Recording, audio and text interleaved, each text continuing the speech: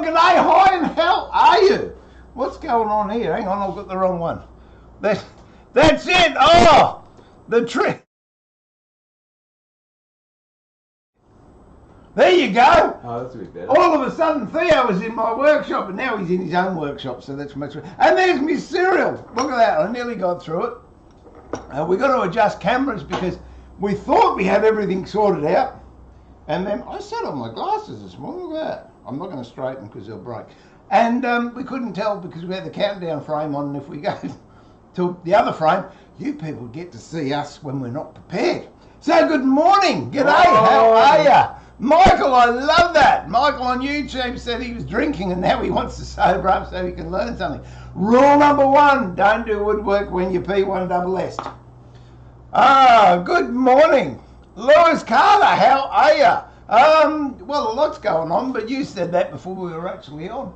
So there you go. Kevin Frederick on YouTube, g'day. Alan, g'day mate, how are you? Good to see you. Have you in the shed? And he says hello to Theo. No, and there's an afterthought, he says hello to Bob. Alan. Yeah. Alan. And then, lads, g'day lads.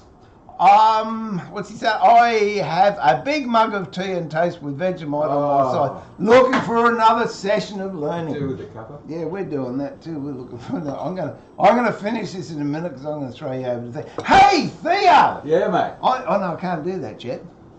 No, I've got to wait. Because What surprise have you got? mate, you just, that Ray's looking after you, don't worry about that. Oh no, he's at the show, so it won't be on. But apparently you need to do some push-ups, I was told. Oh, geez. You might have to wait until Ray's there to prove you actually did it. Yeah. So there you go. So you can't get eye sand, they dob on you. I have to start flexing my muscles. That's it. If I do something wrong, they tell you. And if Yeah. They keep us I heard honest. you were sanding the other day. You heard me sounding? And through the grades, mate. I know, it's not good. But Bob made me do it. I wasn't going to do it. Look at him. Look. He's just waiting for me. You can't even see him. There you go. He's waiting for me, Brecky, to finish so he can lick the bowl up. Good morning, Danny. Welcome to the workshop, mate. Mark's Gourmet Workshop. Good morning from Tasmania. I certainly hope it's cooler down there than it is here, mate. I'm still saving up for the semi-trailer. When you go down for a trip. To Tasmania. Have you got anything to declare? Yes, my wife is going to kill me. Keith, g'day, mate. Welcome to the workshop on YouTube. Thomas, guten Tag. Doing some lathe work today. Yes. Oh, Theo will be. He doesn't trust me near it because it goes too fast, he reckons. Yeah. My brain can't compute that quick. Paulie, good morning. G'day, mate. Oh, look at that. Bob, you're the wonder mutt now. He's not impressed. He's just lying there. No, that's it. All right, so we really are. We've got a lot of things to do. But what we actually do, I don't know. What do you got planned? Well, I'm going to turn Let's have some breakfast. I'm going to turn this into a bauble. That's one of our sample pieces. Is that? But I kept it for you. Well, you used it? No, not anymore. No, Terry used it. Just a little piece I found. I'm going to turn it into a Christmas bauble. I haven't made one of those. So, and I'll show you how. Well, it's a bit of fine work. So there'll be a finial at the bottom and a finial at the top, and yeah, it's a bit of fun. And I'm going to colour it and nail it and do that sort of stuff to it. Seems that everybody enjoys a bit of nailing. Oh! What about you, Steve? What are you doing? Mate, I don't know. If you're doing knurling, I'm leaving noisy. What, Bob, he wants to. What am I going to do? Actually, I'm going to put some stuff together. I hope you enjoyed the watch that with G'day, Angry! Welcome to the workshop, mate.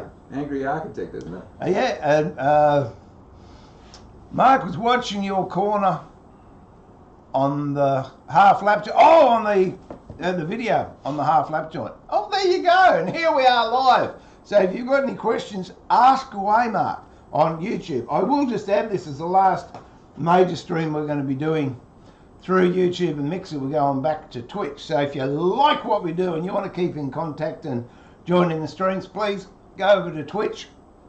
Woodworking Masterclass on Twitch, and Theo is Woodturning, isn't it? That's it. Woodturning on Twitch. So Theo does a stream on Wednesdays or Tuesdays, depending where you are.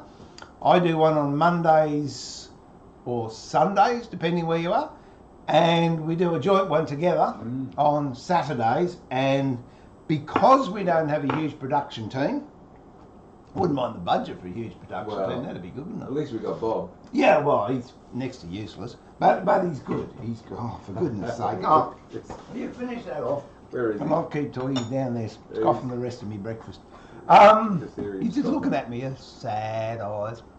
So it's easier for us just to focus on one channel and also to give the attention that the viewers really require, whereas when we're spread over 3 different platforms, it's hard to know exactly when someone follows or someone donates or subs or whatever. So we've decided that's it. Twitch will be it. So thank you in advance for any follows or subs, because we can't get the notifications, but when we're going to Twitch, we will. They come through Streamlabs. I'm going to be fitting a door. I'm going to be putting glazing bars on this glass. Oh, I do a Wednesday night stream too, which is Wednesday morning in most places. So I cut the glass for that then, so I'm going to put some glazing bars in that. I'm going to fit that door to the cabinet. I'll show you how to cut accurate miters without using anything fancy. I'll put the shiplap on the back of that cabinet over there. I'll give Theo a hard time. Yeah, I feel totally inadequate now. He's doing so much. And then after the first 15 minutes, I'm... So that's it. Oh, that's it too. I'm going to drill, set out and drill all the holes in this, which is Bob's gone. What's he doing? Which is the backing board Bob can. to this key case. And I was told I had to build because I lost my keys for 3 weeks. But we won't go into that. And luckily I found them, and then the wife's car, did I tell you about that? No. When Terry was here, we were going out to dinner. A Gordo. And hopped in the car to go, and it wouldn't come out of park. I thought, you've got to be kidding me. And it was a blown brake light. The parking pole, because I went on YouTube, checked it out. Here's a hint if it ever happens to you. The parking pole on the automatics is connected to your braking system. So if your brake switch underneath your pedal fails, or you blow a fuse on your braking system, or you blow the globes, it senses that the current draw isn't what it should be, and so the solenoid won't kick in to release the parking pole. So put 2 new brake bulbs in there, and that's it. This is where you had them handy. No, I had to take them out of the MX-5. That's easy. It's good to have a couple of spare cards around the place because you can rat them. Anyway, all right. Who would have thunk it? Oh, that was the other thing. Hang on, where are we here? Awesome. Michael's still on YouTube. I'm 39, used computers since I was 5 and don't know what Twitch is. I thought older folks were computer illiterate. Mate, I know more about Twitch than my kids do, and they're in their 30s too. So check it out. It's twitch.tv/woodworking masterclass or /woodturning. And Twitch, by the way, for the uninitiated, it's owned by Amazon, and it has the largest gaming platform, so I'm told, and so they say in the press, of anyone else, with over 100 million people a month going on it. That's 100 million. Now I'd like a cent from every one of those. I don't think they'd miss it. I'm happy to share the wealth. I'll give you 10% Theo, because I'm fair like that. 10% Ted. That's it. Oh, that was what I was going to say. Theo's just marking that out. Last weekend, I never thought, speaking of Michael and talking about old folks being illiterate, I took my grandkids to Comic-Con, which is, so he's never heard of Comic-Con.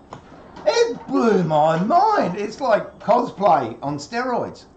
It was absolutely amazing. It was fascinating. I stayed there all day. Who knows what cosplay is? Well, you see, he's younger than me too. Only by 2 days. Yeah, so Comic-Con, which is a comic convention, and for the uninitiated, everyone gets dressed up in their favourite comic character.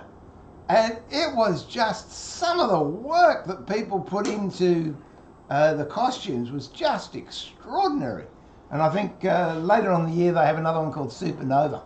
So we might even allow the grandkids to drag us along to that. It was an awesome day. And a lot of the young people there were quite impressed because I knew what Twitch was, because Twitch had a platform. So, okay, well, I'll leave you with that, Theo. I'll set this up and then I'll come back to me. Us. There you go. You're on. It's all yours. Start talking. So I found the centre of the wood, and I'm just putting it in the lathe. I'm going to turn the spigot at one end. At this end, I'll put it on this end so you can see it with the camera. Ah, Keith. Yes, I love the old MX-5. Not in these summers though. They're a bit autumn, spring, and winter. Not in summer.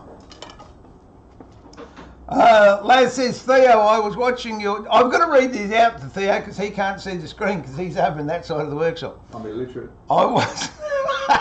and a Rhodes Scholar as well. Yeah. Theo, I was watching your Tuesday session, which was your Wednesday session. I have to explain that. Yeah. Oh, hang on, did you do a Tuesday last week? I did a Tuesday the time before that. Okay, yeah. So that was... Anyway. And you mentioned it would be nice to have a scraper cam when making a scoop.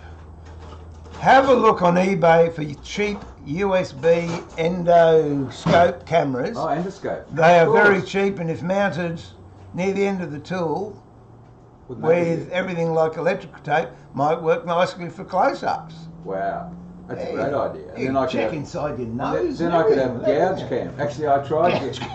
Yeah. Yeah. Okay. I tried gouge cam, but it gets a bit. You end up getting seasick. Thanks. Did he say endoscope? No, it was Laz. Thanks, Desiree Love. That's a little bit more than we need to know, but we appreciate that. Oh no, I know where that went. He just got out of the shower and sat in the leather seat. Yeah. Richard, g'day mate. Welcome to the workshop. Good to have you at the bench. It is going well. Oh mate, if you're on, yeah, okay. I'll let me just organise this and then I'll grab a stone and I'll give you a quick...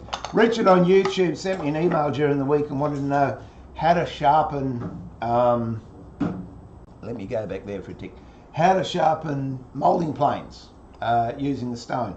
So I will give a quick demonstration of that in a little bit. Theo's doing his bit, so I'll let you back with Theo while I get organised. As soon as he didn't lick the spoon. So where did you put the plate? The plate's gone. Oh. So I'm just... When your jaws are 3 millimetres apart, they form a perfect circle. So I'm... 3 millimetres? 3 millimetres. 2.5. My dad gets my jaws 3 inches apart. So I'm setting... Remember, there's a dovetail that way and that way. So the width I want is incorporating the wider part of the dovetail. So that's the setting I want for my spigot. And then I'm going to dovetail it. Alright, I'm going to do this because I promised Richard I'd do this, so I'll show him how to do this and then we'll get into some interesting... See if we can throw some shaving Steve's way first. Oh, yeah, good on you. He's just cranky with me because where's his water bottle? He had a water bottle, right? And he took the top off so he could have a drink. And being slack, he didn't put the top back on, so I used the router. It's full of and shaving. Now he's moaning because it's full of shaving. I said it's just fibre. In fact, I've got a good mind to give him an invoice for the shaving because it was cedar.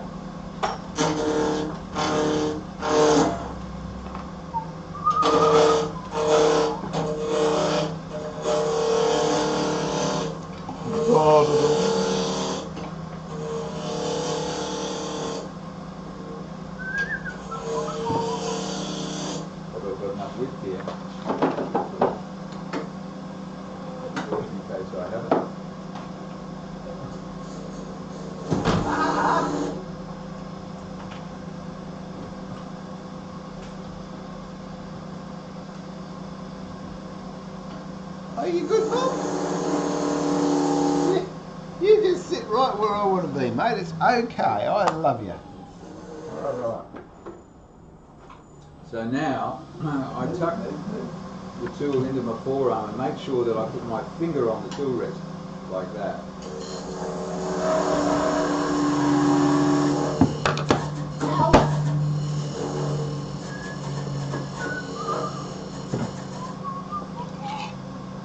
Look at 2H.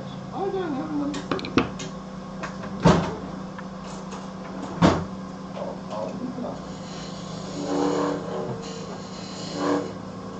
And there's the dovetail. I've just rolled the tool slightly and created the dovetail.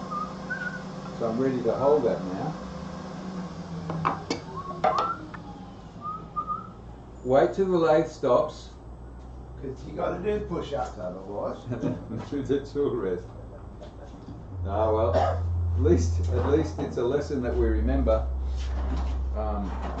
Fortunately, I've never made that promise because I've been doing push-ups all the time. Yeah, no. Hello. What have you lost there? I've left my knockout bar somewhere. What one? Oh, I'll get you one. Found it. A little down. No, you stay there and get under Theo's feet. That's a good boy. Oh.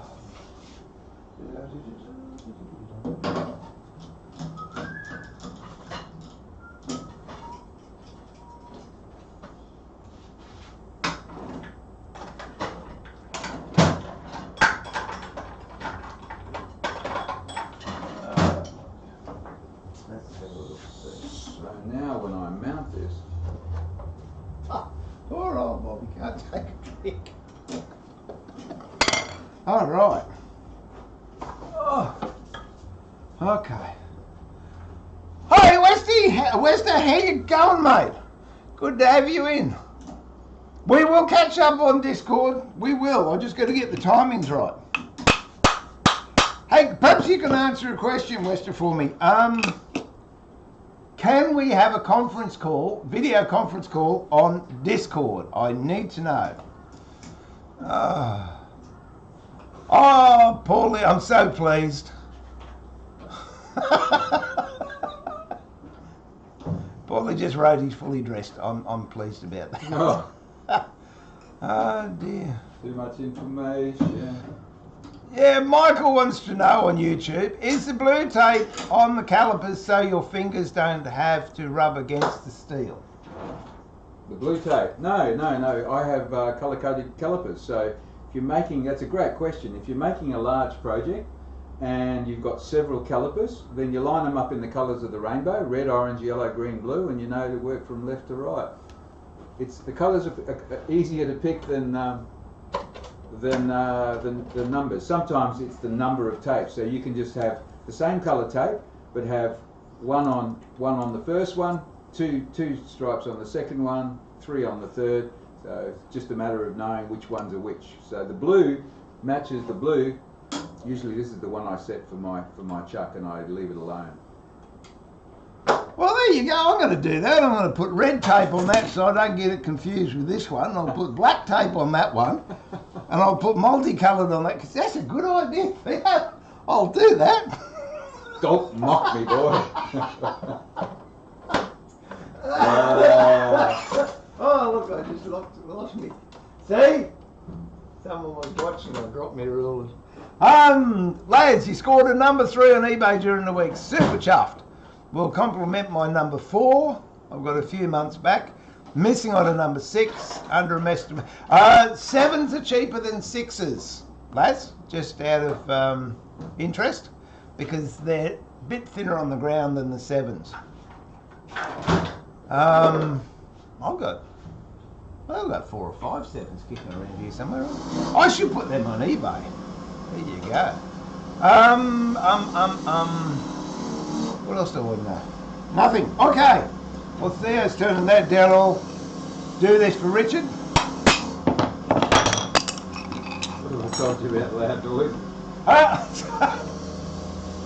Well, if I go like that, would that warn you that a loud noise is coming? Okay. Loud noise! Okie dokie. Now you can use water stones or you can use oil stones.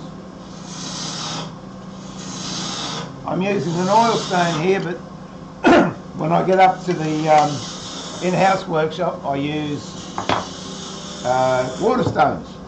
Because then if I drop anything on the carpet, it doesn't matter because it's water. So this is kerosene. You could use light machine oil. You could use any lubricant really. Paraffin. Turps would most likely do it. So there's the round part, and what I want to do is sharpen this part here. So you put it on the stone, very similar to let me just get a normal plane.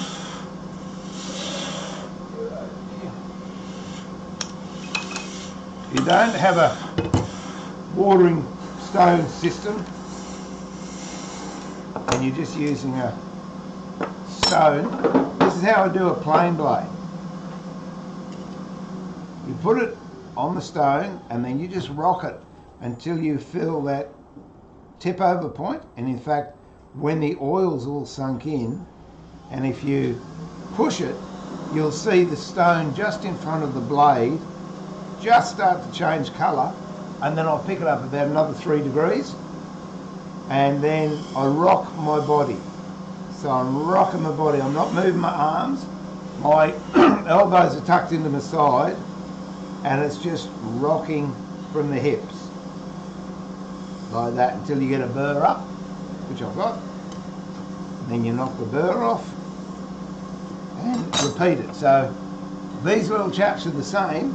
The only difference is start off on one corner, and as you're going through, you're actually rolling the tool, not your arms. Again, I'll just flip over the me for a tick.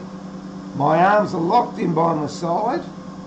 I'm starting on that corner and I'm just coming forward and back, and I roll it that way and then this way coming back.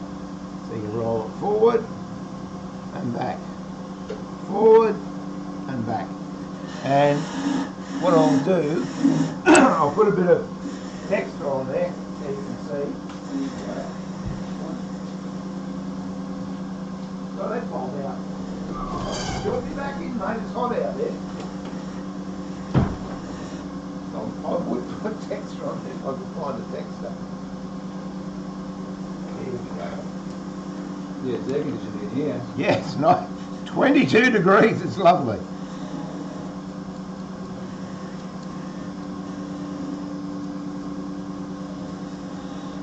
Alright, so I've got texture on there. And it looks silver, but no, that's definitely black. So I'm going to start at this edge and just roll it as I go.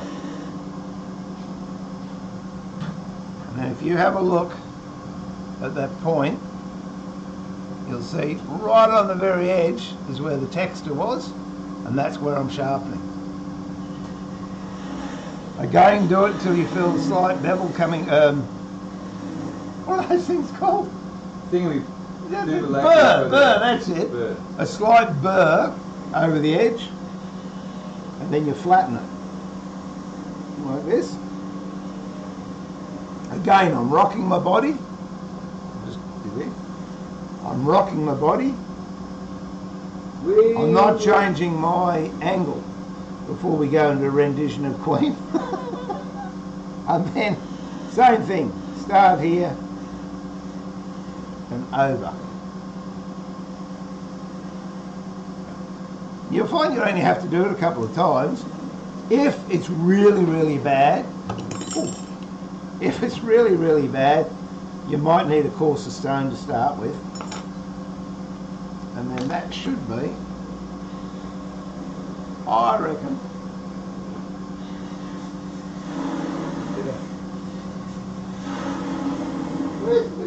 oh, this coach wood is just the most magical wood to turn. Smells nice too. Caramello. So you notice I'm just putting my finger under there to give it some support, even though it doesn't need it at this stage. There you go. So that's getting, whoops, that's getting sharper. You can, if you like, pop it in a vise and strop it, which will give it an even nicer finish. We'll do that there without breaking the glass. I'm sorry, Theo, I spoke over the top of you. What? That's all right. It's going to happen occasionally.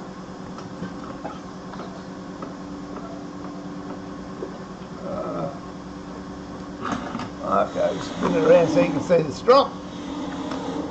That's just leather, hide. I've got no compound on there at all. And I'm just, again, you start from one corner and you just stroke it to the other corner like that. And it's amazing how effective that can be. I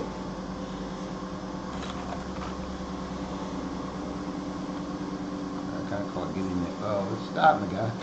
If we do it this way. Whoops. Now, I should say you need to stop the lathe before you move the tool rest. Unless you're a fitness junkie and you would like to do push-ups.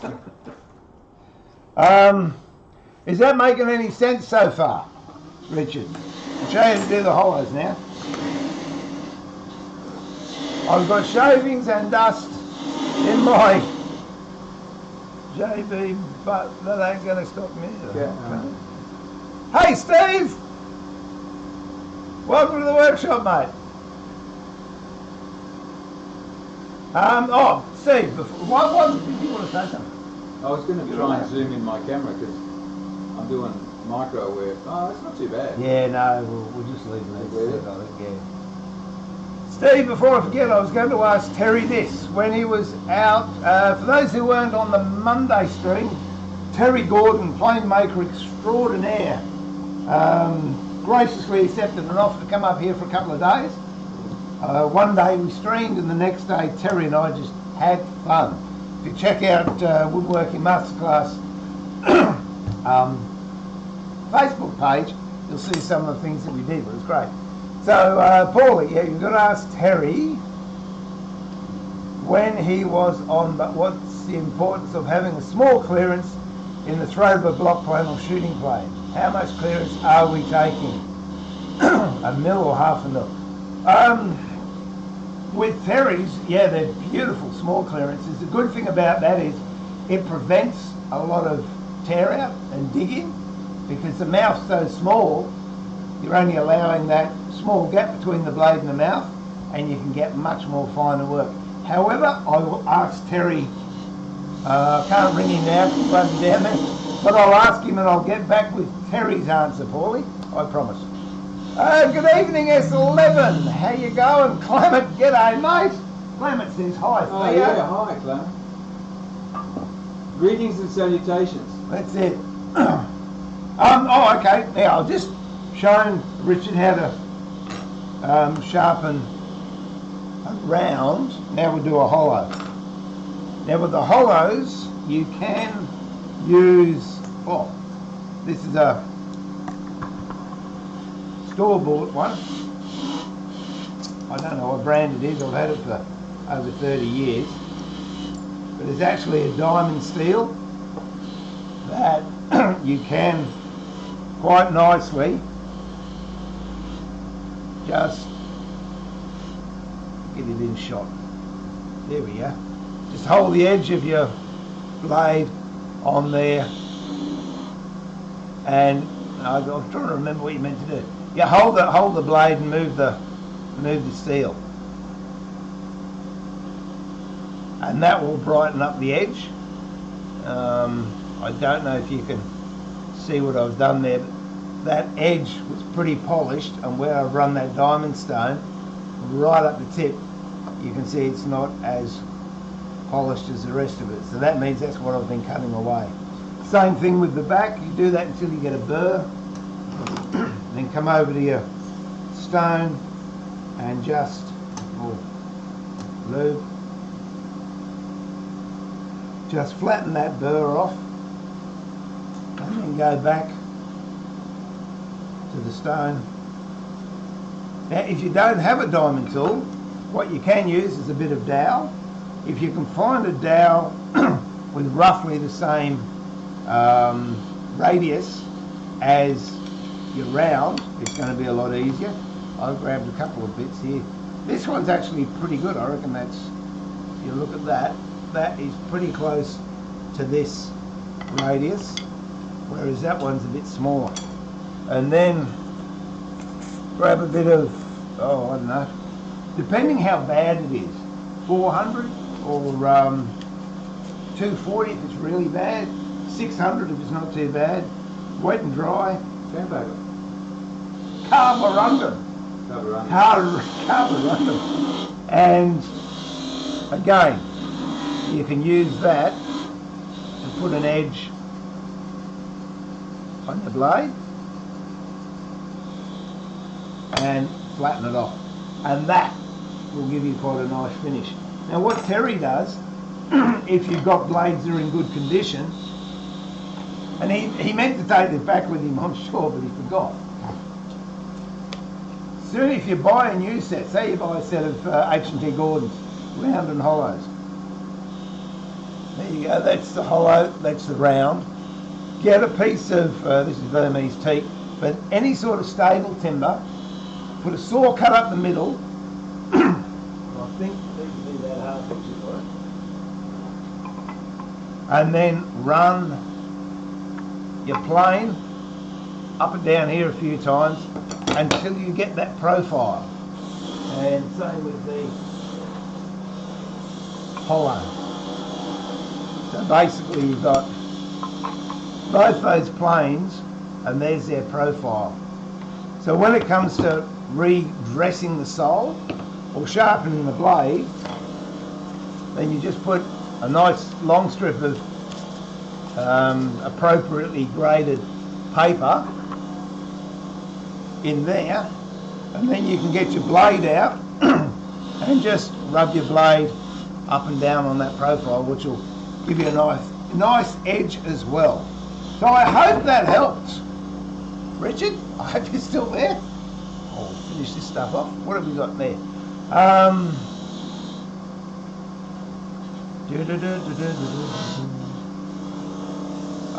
I had no idea that you could use how to trim down a piece of wood.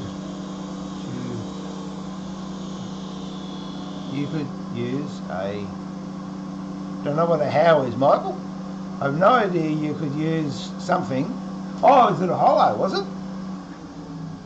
To trim down a piece of wood to like a 1/16. That's amazing. But there you go. Well, Theo's amazing. What? Yeah, I've got a little bit of a bump here. I'm just going to get rid of. Just need a nice flowing line. Well, there you go. Black Loca. Hi, Stephen Thayer. Greetings from David in Nelson, UK. G'day, David. Welcome to the workshop, mate. The UK. Wow, what time is it there? Oh, it's going to be about one in the morning. Yeah, something like that. Michael, that lathe work is unreal. I had no idea you could take wood down to that small. There you go. He's trying really hard not to smile. Oh, there it is. No, the corner of the mouth just came up there, Michael. And he's out of shot. But if I move the camera to get him in shot, I'm out of shot. It's my camera. I'll move the lathe. Actually, yeah, move it in towards me. Yeah. About another 6 inches or so.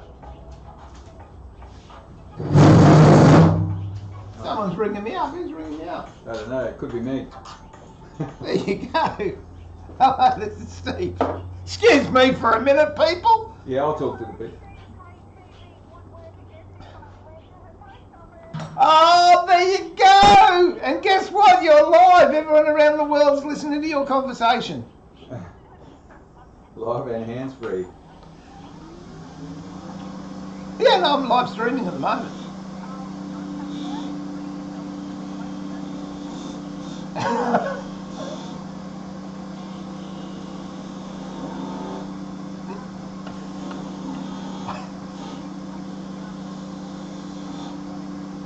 I do remember the Truman Show. I'm just going to put you on the Theo, just in case I get embarrassed here. Yeah.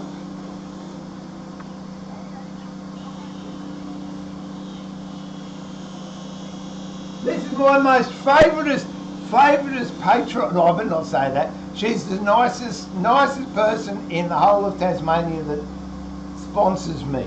You know someone in Tasmania? If you've got a crook dog, go see her.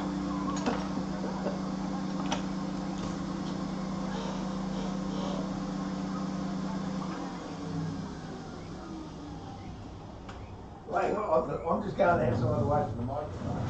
Yes, I'm just playing it by ear now. So I've turned a little sphere, and then I've turned a little bit of a Duvalaki there. I'd love to know what the name of it is. And this is a little bit like a spring onion. And then I've turned a little disc there and another little disc there, so it looks like it's mounted on it. And I was going to put some colouring on this, but I'm just really not sure whether the colouring is going to take away.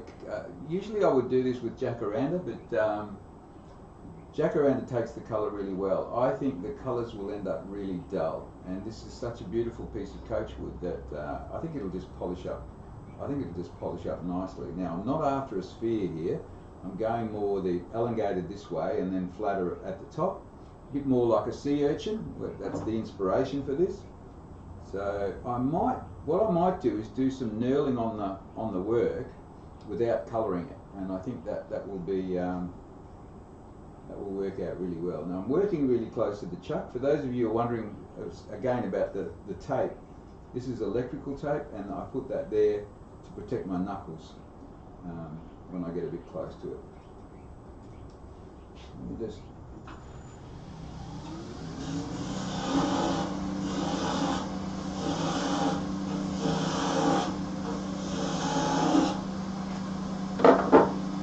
easier to just leave yourself a bit of wood between you and the chuck.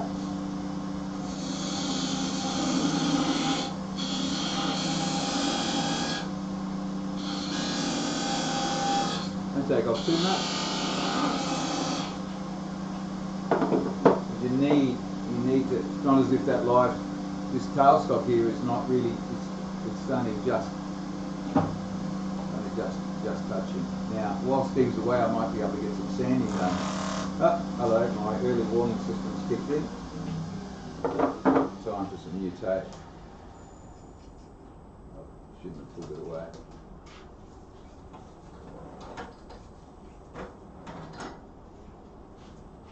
And I've usually got some electrical tape in every single drawer. Oh, well, here you go. Here's electrical tape. And there's another roll of electrical tape. As I always say, electrical tape is my friend I shall not want. It's a great idea. I use it for lots of different things.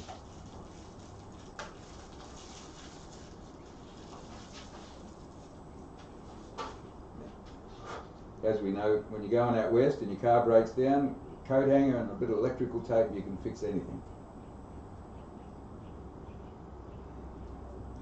So all you do, these are the knuckle busters, these bits here. You can file them down a little bit. I think some chucks do have it filed down slightly, but if your knuckle ends up hitting that, it's going to hurt. So what you do is you put your tape on and turn it in the direction that it usually goes. Like that, just a second layer, no need to stretch it. I usually pull it so I've got an early warning system, but I'm working that, in other words, I leave a bit flapping in the breeze, but I don't want that today, so I'm going to get my scissors.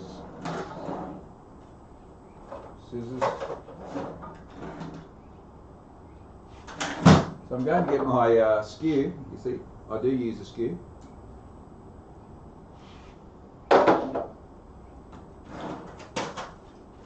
We're back and good to go.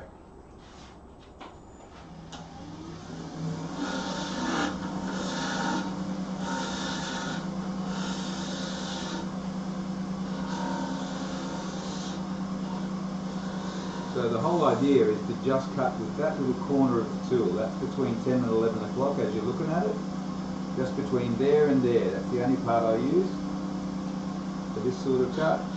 and I get it moving. I roll the tool until it engages, and there it is. And I try, and I'm not looking at the tool. I'm looking at the horizon the whole time, because it's the only way you can form a nice curve is to be looking there, not there. If you're looking here, you can't see the shape that's forming across here. Hello, he's back. Or is that Bob? Oh, it's Bob too. Oh, you tell him, Bob. Oh, that's it. I'm turning my phone off. There we go. Hey, Bob. He's all, For a second, did he miss me already? Put this in flight mode. And that was a lady who been sponsoring me for a while, and I named the pencil cases I did after the Martha B pencil cases, and I just sent her down a pencil case, and she was ringing up saying, "Thank you." Have a look at this. He's right up against my leg. Oh, he just loves Theo. Look at that. Yeah, no. Oh, okay. So that's it. Phone's off now. So are we getting a It's half past 12 in the UK, Black. Oh, there you go. So we're getting a load of timber from. Yeah, I reckon we should go. She goes up to around the Pilbara region and does vet work up there, and she's going back in November for 2 months. Can you imagine the Pilbara in November? Oh! Look, a half a semi-trailer load would be fine. For each. Oh, good, Richard. Thank you for that. That's good. Bangalore Glow. G'day. Welcome to the workshop.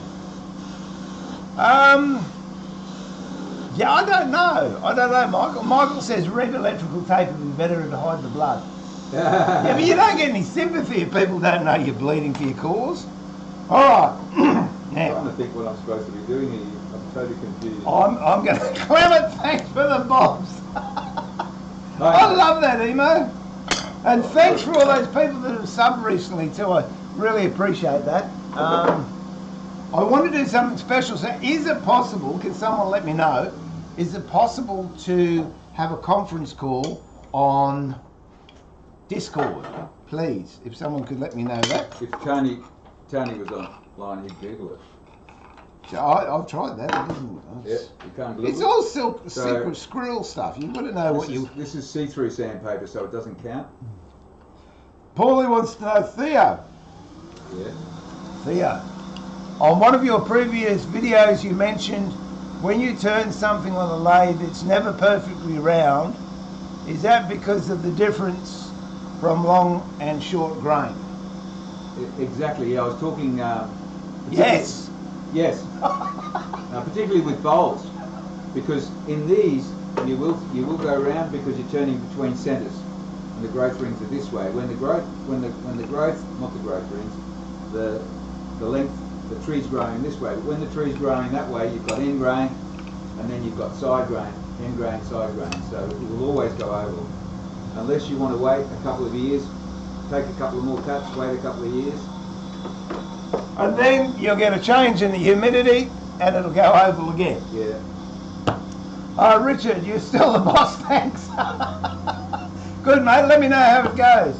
You can set up a server and have chat rooms. I've done that, Clement. I just wanted to know if we could actually have video hookups, because I'm wanting to do something with subs. But I want to know if it can be done before I can say I can do it. I'm just going to put these over there. Loud noise! Alright. Now, I've got to do some woodwork now.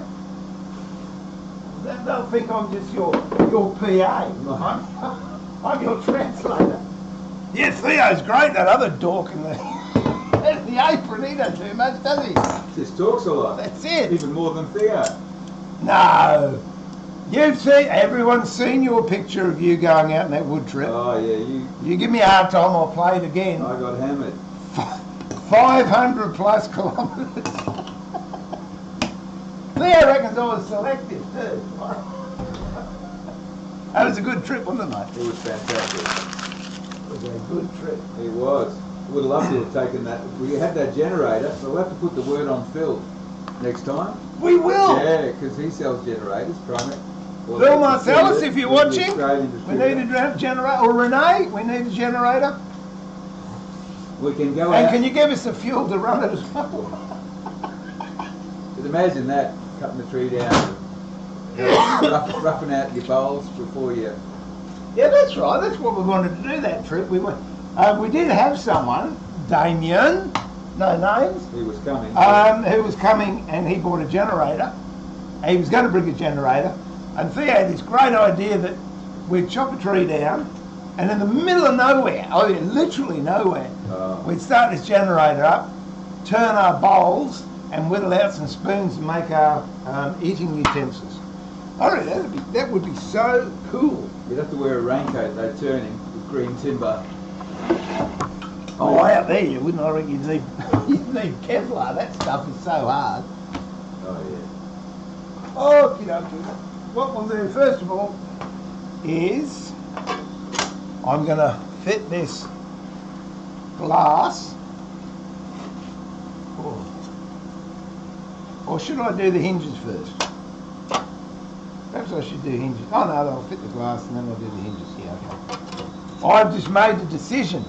See, notice that? I've made a decision and my wife wasn't here.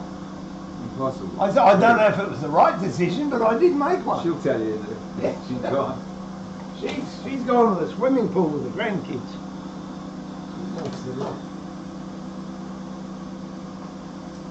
Oh, oaky dokie. Actually, I should. Oh, I haven't got the glasses. I'm going to get some glasses.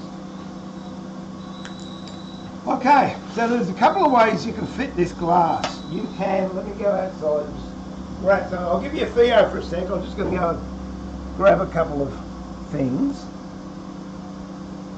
Yeah, I'm just standing with 240 at the moment. You're what? Standing? 240 is not dust, that's mist. Yes.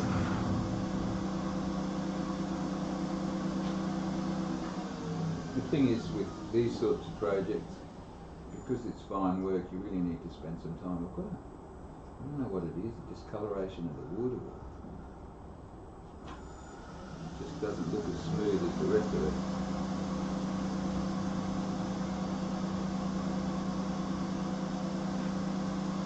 If it doesn't come out with that grit, then you go to the previous grit. This is 180. So all the work is really done with the first grit. It's important that we've got nice crisp edges there. Nothing chipped.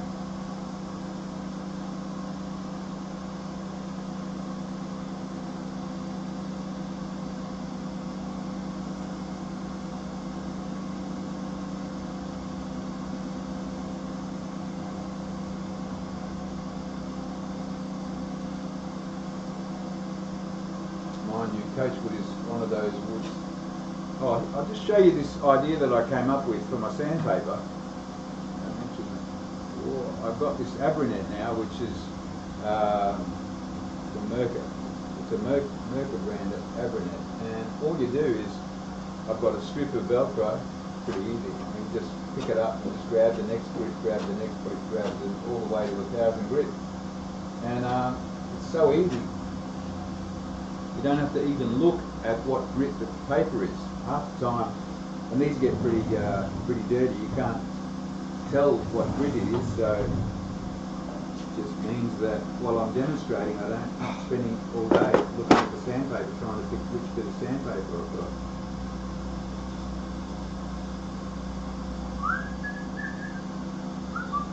Oh, I'm happy. I'm listening.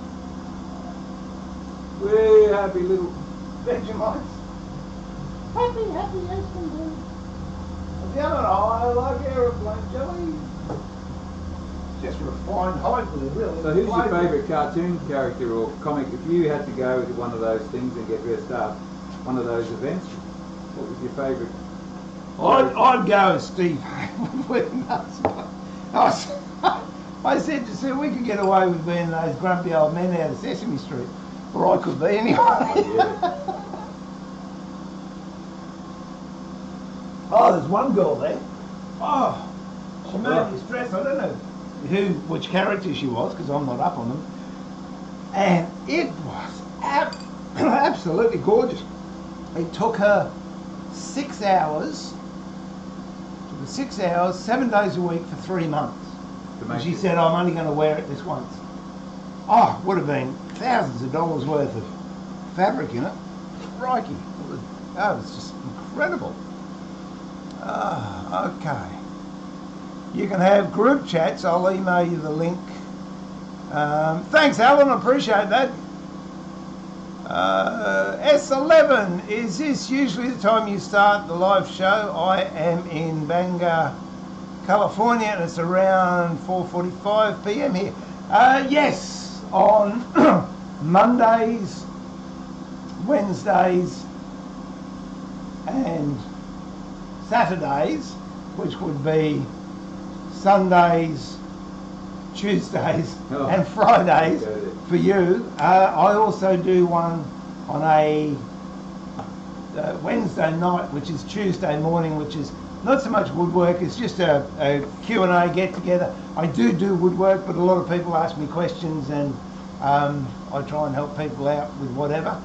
And coming next week, I start on Thursday from Room for Woodwork, which is actually a woodworking workbench and workshop in the corner of my bedroom inside the house. So I use 99.9% hand tools. So yeah, that's what we do, and it'll be on Twitch, because it's a lot easier for us to monitor and give full time and respect for the people that are actually in the stream in real time, rather than I have to look back and go, oh, so and so joined, or so and so subbed, or so and so did this. And I think it's just nicer interaction. So I hope anyone that's on YouTube, I'm still going to be posting videos to YouTube, and I will pull out the, I'll let Theo talk about that in a minute, because things like what Theo just did, I'll actually take out and put on YouTube as a video as well. Have a chat. Yeah, I'm trying to work out where to put some knurling. I'm really happy with this little sort of grain just there. You've got the circles with the growth rings, and so I'll leave that, and I'll put some knurling from here to there, and then maybe, so I'll do 2 lots of knurling there, and maybe 1 knot of knurling on this side. I'm hesitating to put knurling over the top of that. It's just so pretty. Yeah, Marvin the Martian. He was in the Flintstone, wasn't he? Marvin the Martian. Didn't he have a Flintstone role? I thought there was a little Martian or something. No Martians in the Flintstones. Surely not. Oh, I think in one episode, I'm sure there was. But anyway, yeah, he's a little green dude. He was cool. And Paulie said pretty soon people will be dressing up as me. It's you. Oh dear. Gary, welcome to the workshop. The new Steve. Thank you. Everyone says hello. Theo, say hello. Yeah, g'day, mate. Great to see you guys. Great to see you in the chat room too. Perfect pair. That's a nice finial. Yeah, it's all right, mate, but it's not as nice as that 45 you bought during the week. Yeah. Did you see that? Yeah, what a machine. I had to come down and check mine. I thought how many duplicators did it have on it? That was amazing. Absolutely awesome. Yeah. And you had a good day down at Terry's? Went down and saw Terry and got some planes. Oh, wow. What did you get, Tone? Perfect? Pens? Share the glory. Let us know. S11. Oh, look. Oh, thanks. Yeah, well, the channel on Twitch is twitch.tv/woodworking masterclass for our joint channel and my channel, and then Theo's is /woodturning. And I host Theo's. He does. Okay, Alan, see you when you get back. Yeah, there you go, Bangalore, they see. I had a misguided childhood, you didn't. Marvin was in the Flintstones. Oh, right. Yeah. I didn't get much of an education from school, but I did learn that. I didn't get much of an education either. Oh, hang on. No, they reckon that was a different Martian. I'll make your mind up, Bungalow. Was he? No, that was a different Martian. All right, but there was a Martian in there. Now we started a debate. There's a lot of people around our era, I think, watching. The younger ones will be going, who's the Flintstone? Yeah. Oh, that's right, the Great Gazoo. That's it. What you talking Marvin was Bugs Bunny. There you go. All right, done. Max, good morning. How are you, mate? Yeah, Bob's had breakfast. He's been in and out, and he'll be back. Is that Max Murray? That's it. Okay. So I'm going to start fitting glass to this door. Ooh, I just started to knurl my tool rest. Oh, and you moved your tool. That's another push. Oh, You're going to have biceps like Arnie Schwarzenegger's thighs soon. Okay, what you can do, there's several ways you can fit glass to a door. These little things here are called push pins, and they go into the side like that. Mm-hmm. And it's pretty fine. I much prefer the coarse. if you get a screwdriver, you put the screwdriver in there and you push it into the side, and that will hold the glass in, and then if you like you can putty over that. Another one is, and I think the kids have moved it, hang on, I'll be back. Yeah, well, I've done George, some you want to knurling. fill that, mate? I've done some knurling with the Do you want me to fine. fill your water up? Yeah, okay. Do you want your shavings in it? I've done some knurling, but I think it's too fine. It's just breaking up a bit, so I'm going to turn it away. I'll just take one last cut. Oh, not the fatal one last Not cut. the fatal one last cut. As soon as I've sanded through the grades. Do you want me to get Bob to put gas in this for you? That was carbonated water this morning. It will be too. Bob doesn't. Here he comes, look. He's right on cue. Right on cue. Oh dear. You're a good puppy, aren't you? You're a good dog. No one's at home, everyone's out. Oh, here's a lesson too, I'll share. I didn't get what I went to go and get. Get some brass. I've got some flannelette here if you want. Oh yeah, I don't think I can hit that with a hammer so to go in.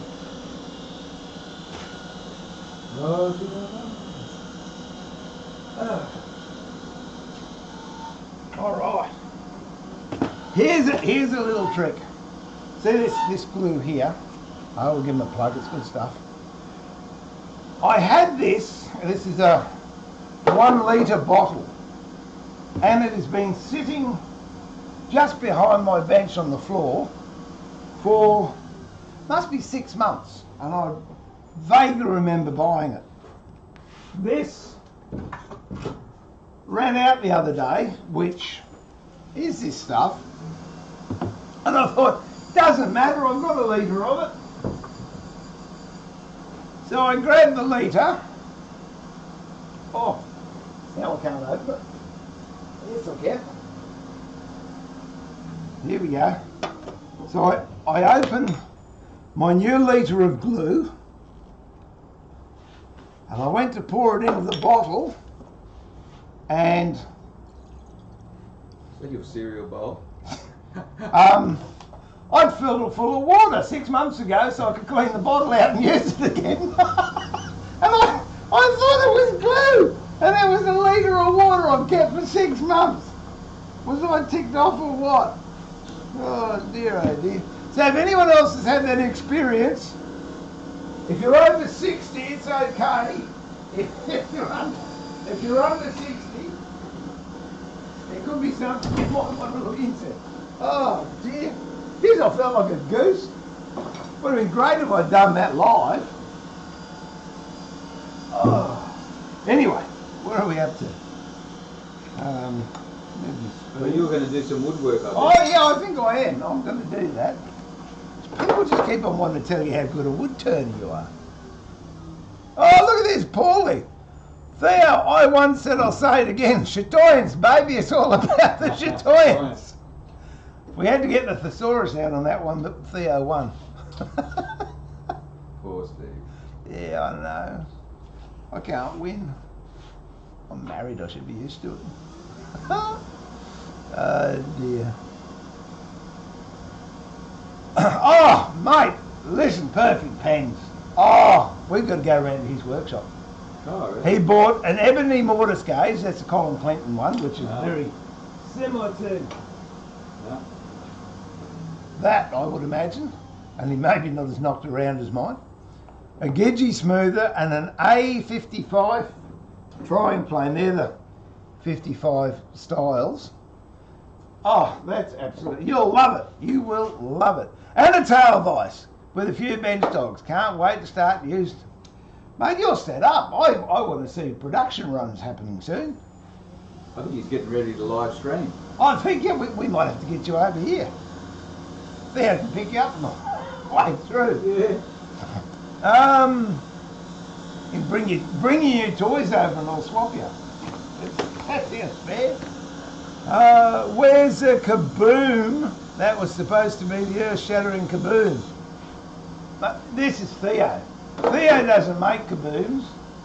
He makes That's about it. It's and it's it. It's done.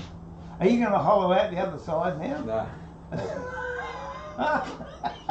No pressure. Oh dear, It looks so nice without the knurling, but I'm determined to put knurling in this. Oh dear.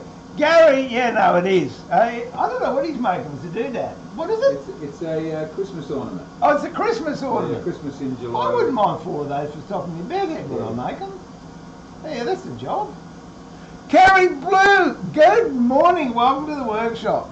My #1 most favourite student. Oh. I better not say that because I've had a few. No, but you are. We had many good times, didn't we? So when are you going to come out and come and do a live stream with me, Pam? That would be good. I've got to get Michael out here too. But he reckons it's too far to come. All right, so the other thing you can do when you're fitting glass is you can use very fine nails like these here. These little fine ones. You're waiting for an invite. We'll get in the car. We'll be here for the next couple of hours. You want? I'll give you a ring later on. Oh, that hurt. Oh, did you see that? I bought. Did you see, Thea? Did you see? I bought. You can't see that because you can't see it. There you go. What? I got an extra. Oh, I got an finally extra went and dibble bought it, and it's just so nice to have it there. And then you just because I'm not rich like you, I can't afford too often. Who said it doesn't pay to be slow? 2 torments. That's it. Can't say that twice. Try this now. Good evening, Jeremy. Welcome to the workshop from Canada. Canadian. A bit hot out there too, I think, at the moment.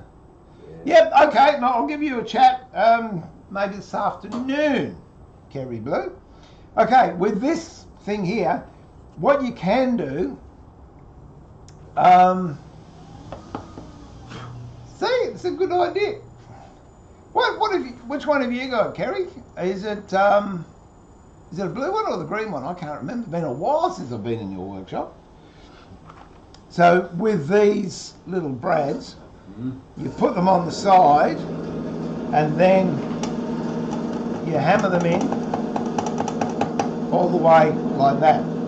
Sometimes if it's hard to get hold of it, you prefer, it's blue, okay, T7. Sometimes if they're hard to hold, just get a clothes peg or a little clamp like that, and then you can hold that there and nail in that way. Let me do it. I don't want to nail this all the way in because I'm going to actually put a glazing bar in there. But That's because it's oak. So you can jump back in by just waiting till it gets a bit of a run-up and then push it in. And you can overlap with the knurling tool by just moving along.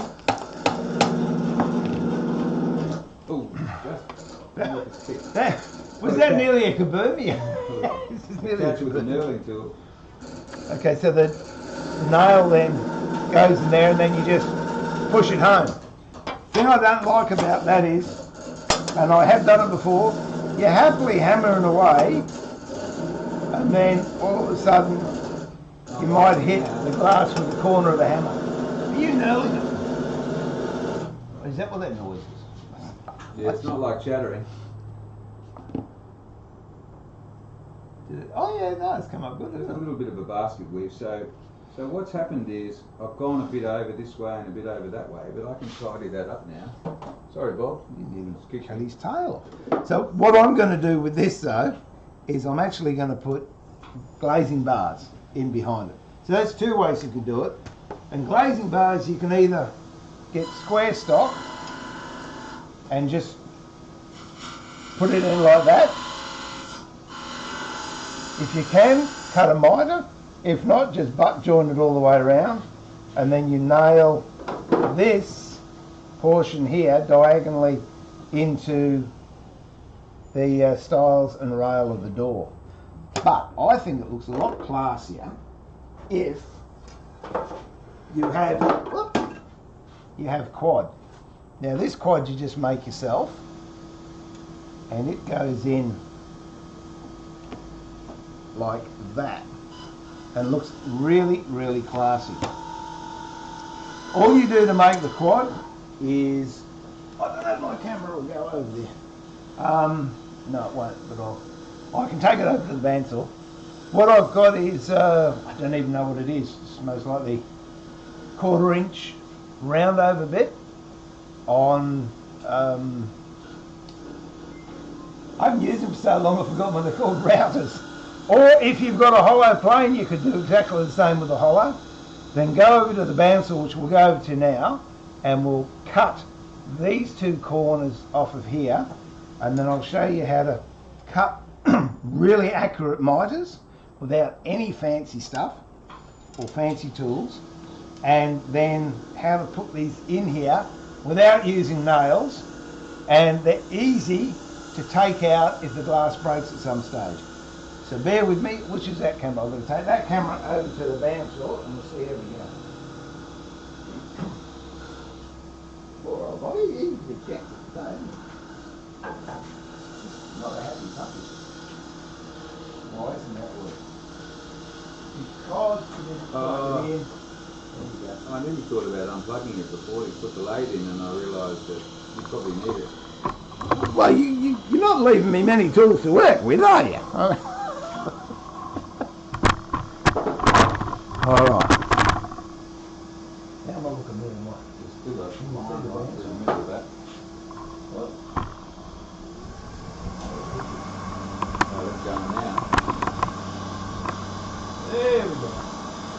Okay.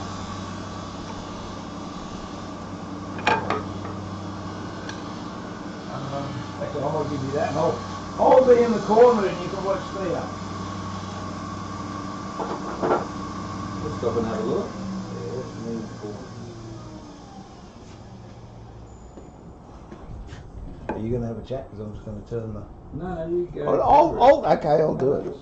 So that's raised now. So I'm not going to chat, but I'm going to talk. Did you like that? Are you going to chat? No. Now that's right. Go on, you have your little spiel. I've still got a That's little. looking nice. Yeah, it is. It's still got a bit of spike. A couple of little holes there where I have to take a. Steel wool. Nah. All right, what's the affecting that? I'll rough this out. So I've set the width here from the fence to the blade to the size I want my quad to come out, and these two corners are going to be the quad.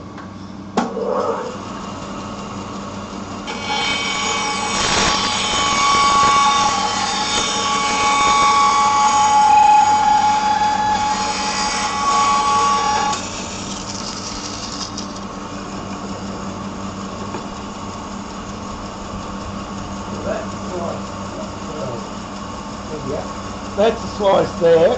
Now I'm going to not change that setting, and I'm going to take these corners off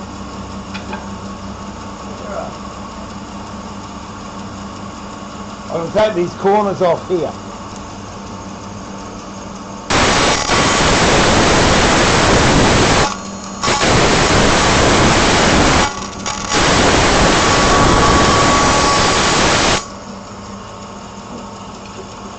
And the other side.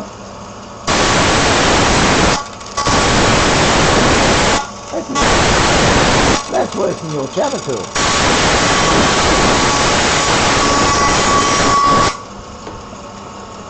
I'm going to maybe go to fine.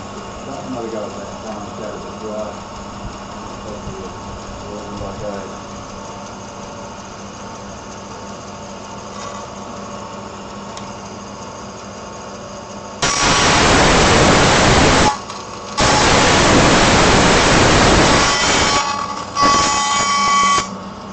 Spare one sitting there, so I might as well cut that up. 600 is a good speed, or 500 if you're nearly. You really don't want to be going any faster than that. So I'm just rocking the tool a little bit from left to right.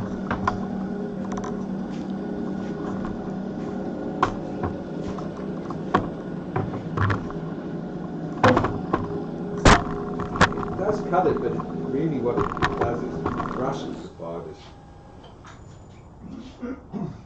Oh, that's terrible. You should have left it.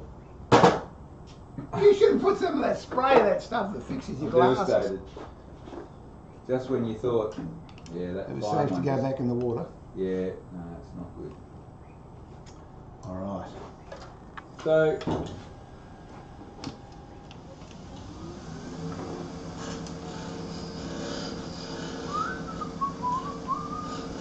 what I might do is just do a flat here.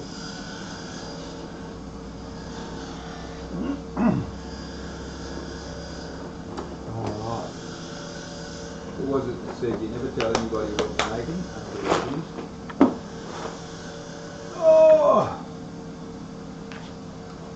Hey, that was the first old man noise of the day. You weren't here earlier. Oh! Are you starting to make them now? No. Here we go. What have we got? We've got. Wait what till have we it got? stops. You got a woof from Max Dog. Bob? No, he's not interested. He's just, nah, that's it. He's gone. Yeah, no, that's the way it goes, Paulie. I'm used to it. It's He just. looks like a giant mouse. Have a look at him. He looks like a giant mouse. I could rattle some chocolate, you know. That would make Oh, it. no. Don't wake up the sleeping giant. That's it. It's like kids. You don't wake them up to ask them if they're all right. You just let them sleep. Oh, that's what they do in the hospital. When you're in hospital, they wake you up to just check your vitals. They give you a sleeping tablet and then they wake you up every hour. Last time I was in hospital, I haven't worked out how that works. They ask you for comments. I said, I'm not happy with the nurse in post op. She said, why not? I said, I was in a lovely sleep and she kept waking me up. All right, so what we're going to do here is cut miters on these corners, and then I'll show you a real tricky way of using something you'd most possibly never think of using to nail it in. Wouldn't believe that was done with the same tool, would you? Okay, so to make, I have it here, there we go. To make the 45s, all you need is get some scrap timber and cut it about 1 millimetre or a 1/16 of an inch or an 1/8 of an inch. I wouldn't go more than an 1/8 of an inch wider than what you cut the quads at. So this is, if you look at that, that's just a little bit wider. This bit here is wider than the quad that I cut.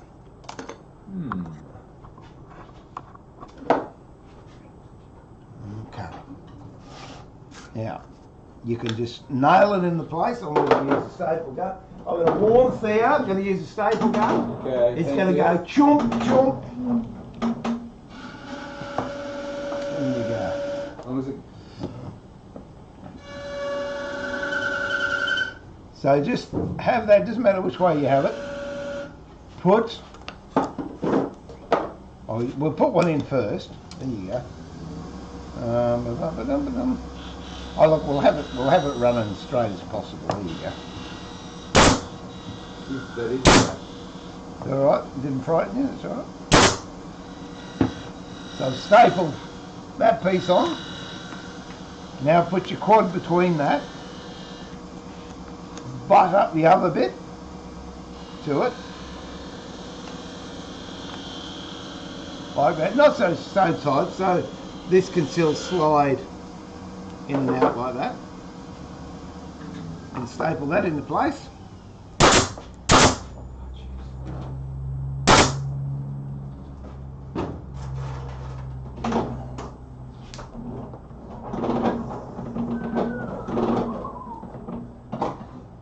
This is number 2 steel wool. Repeat a 4-0.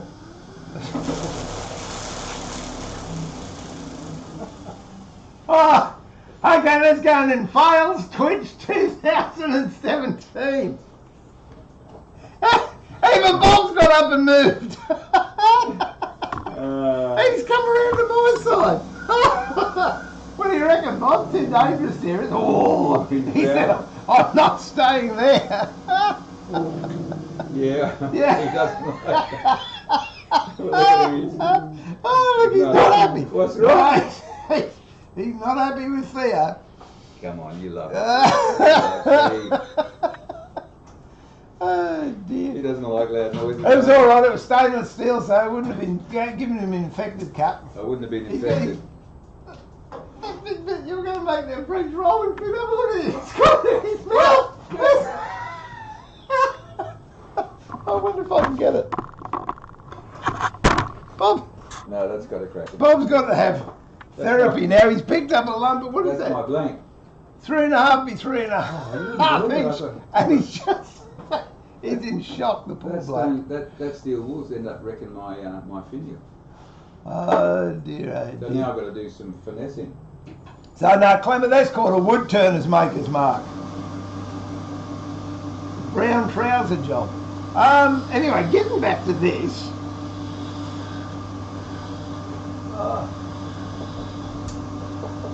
Get a 45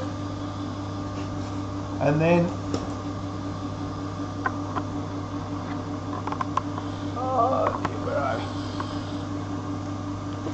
and then place it on one of these pieces.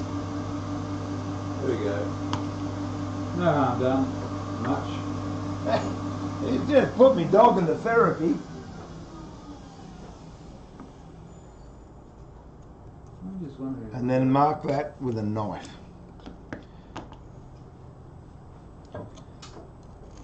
Yeah, it's still not. The definition is not there. Must be just the end grain. Playing the wood. Yeah, that's it. Put marks down there. That's about it there. Oh. And we'll just cut that. I'll tell you what I'm going to do. I'm going to try rolling see if I can get this to just roll slightly.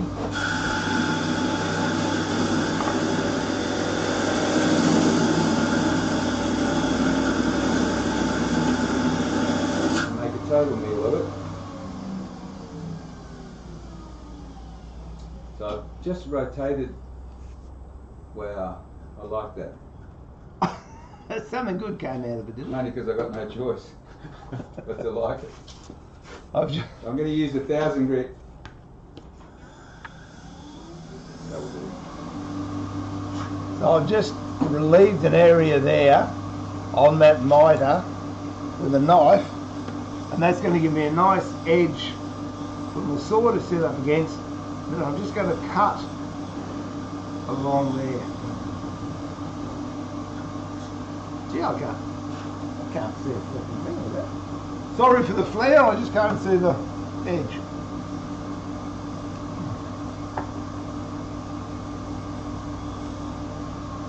Well, There we go. And then just cut through.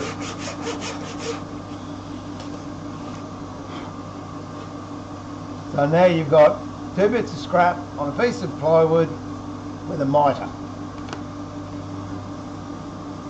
So when it comes to mitering these, now all you do is you put it in the slot there.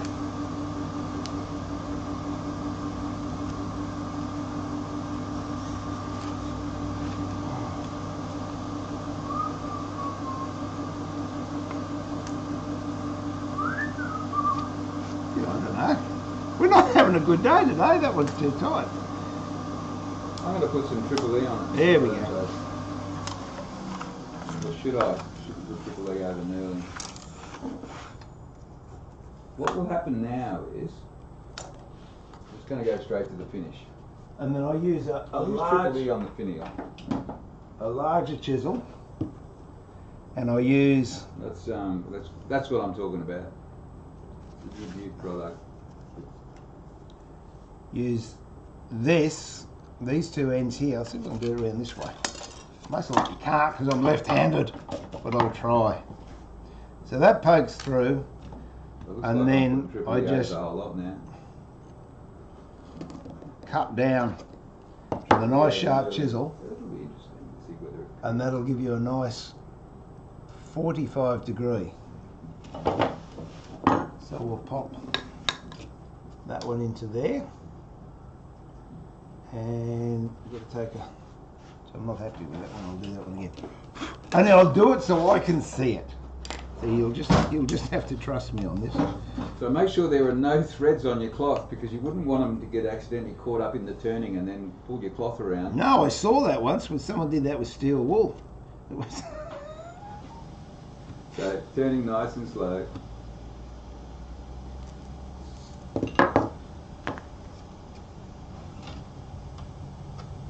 Put a mark there from the paper. That's better. Now I'm just going to mark down this end where I want to cut.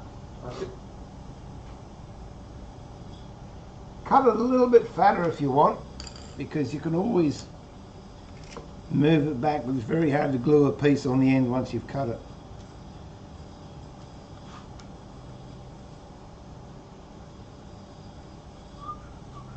Yep, it's times like this where I'm just praying that everybody's been watching Steve. I haven't had that much success over here either. There we go.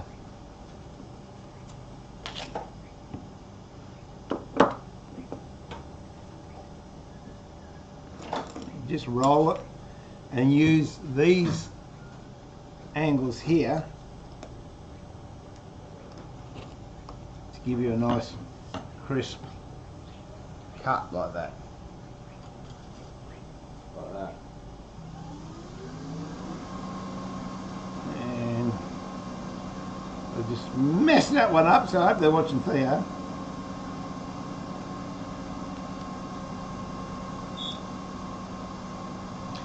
Oh, I'm going to have to do one the other side, of course I am. So not only do you need an angle this side, we'll put one this side as well.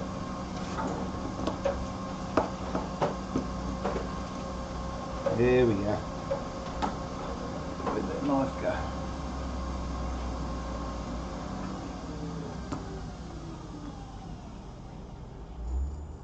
There we go. There's some of those days when I really shouldn't be in the workshop. Like Monday, Tuesday, Wednesday. Yeah. Any day with a Y in it, basically. No, it's all good fun.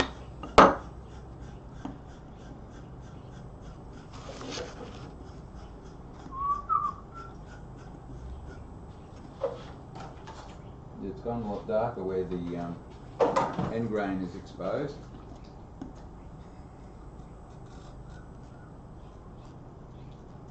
Did I shake that up? I think I did. I think you did.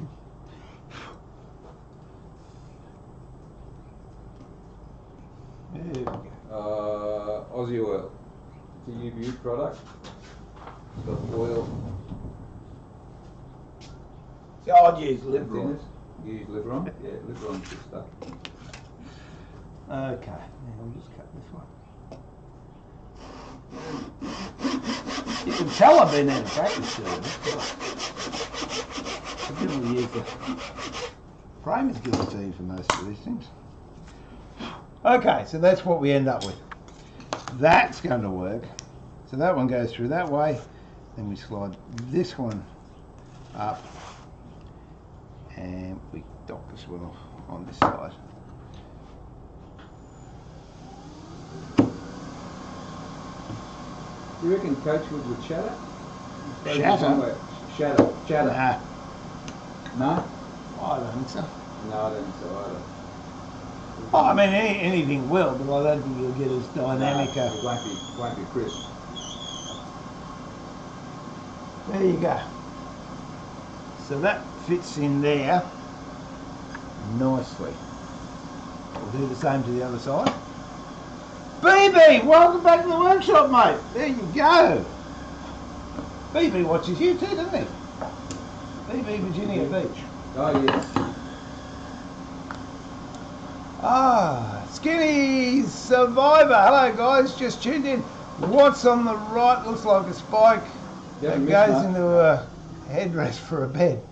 Yo, I just asked there if he could make another 3 of them for me. No, it's a Christmas decoration, Skinny. Yeah. That ain't living. Good morning, mate. Hey, got to tell you, I went to St. Churros last night.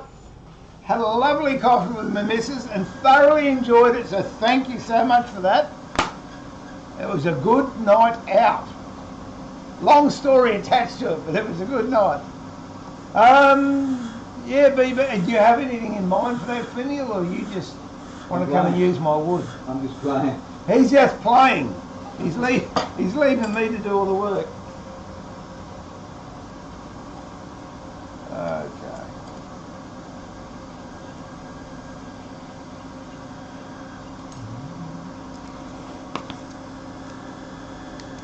So we'll just do this on the other. Where are we?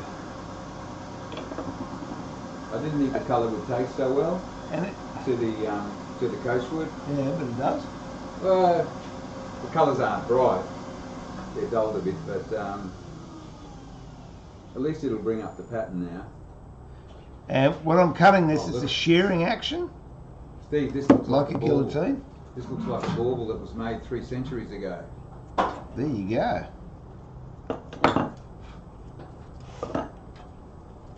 We'll take it out and show them. Well, I've got to finish it yet. Oh, okay. I've got to part it off without breaking it. That's what jigsaws are for. Trying to do this. I'm thinking of... Steve, do you know what one of these things is called, apart from a duvalaki? I should know. Just a finial, isn't it? Well, no, that's a finial. Oh! You see, it's a flat like bead. a wedge. Flat bead. Sharp bead. Yeah, that's it. Collar? No. Ow! I nearly did my finger then. Okay, so we'll take that up into the I thought you were calling Alan there. pencil mark.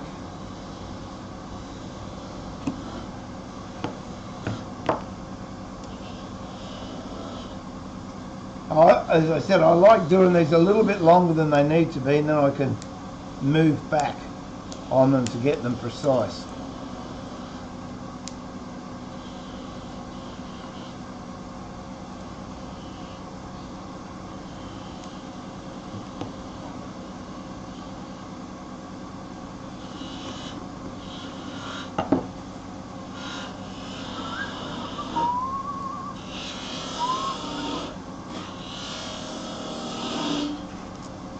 And then what we're going to do is actually nail it into place, but not the way you might think.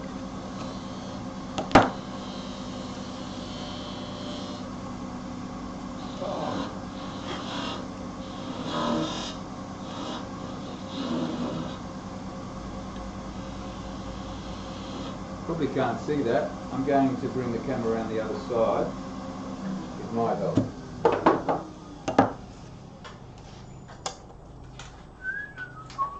Just close your eyes for a second. That's it. There you go. That one's done there. I just had a great idea. I need a block of wood.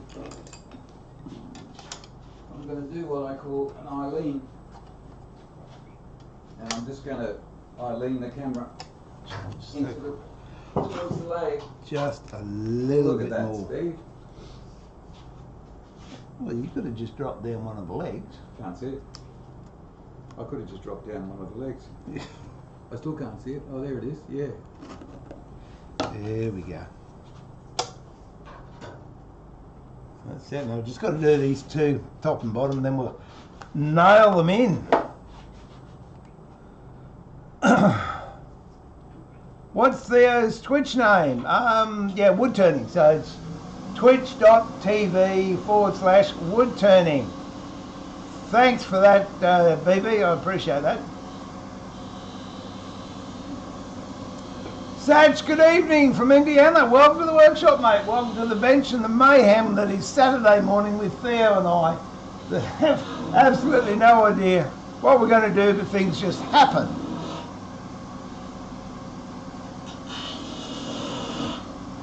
Yeah, mate. Oh, I've already said that. Yeah, but that's it. I'm catching up with chat. It's good.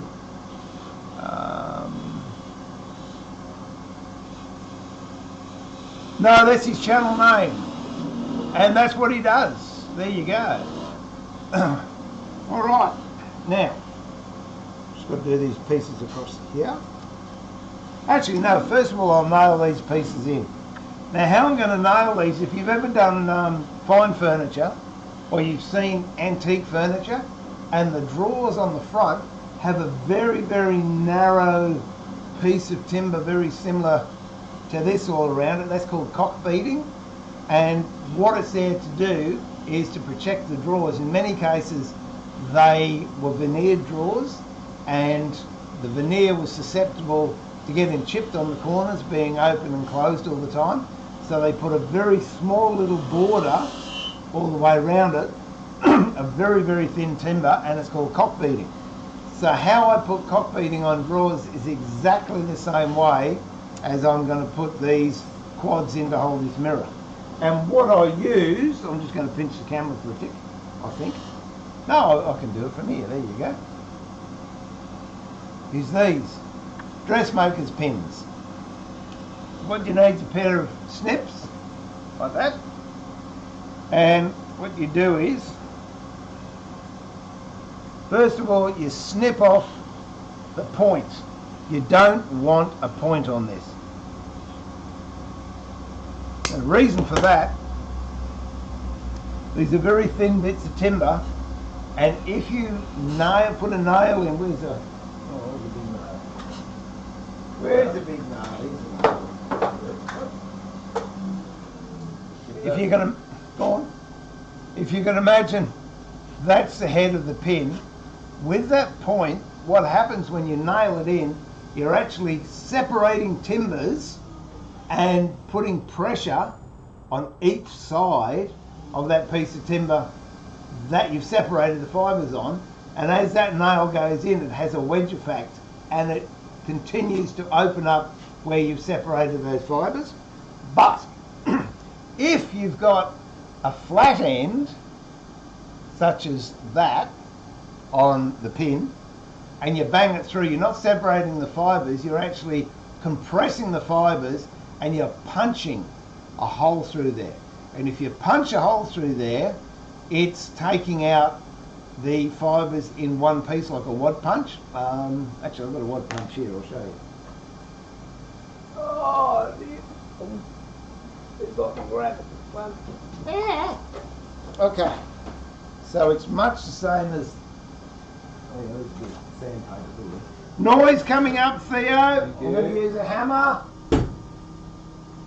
So if you like, when you're using a nail, you're putting a split. Here we go. Okay, you're putting a split in the timber of the fibres like that. So when the nail goes in, see what happens? It's a good demonstration. I didn't know it was that deep. As the nail goes in, it splits the timber, and if it's too close to the edge, it'll split your bit of wood. But if you take that point off, noise, and you do that, you punch the hole straight through it. and it won't split the timber. So this method I'm showing you now, I can use it if I wanted to right on that last 1/4 inch of timber, and the timber won't split.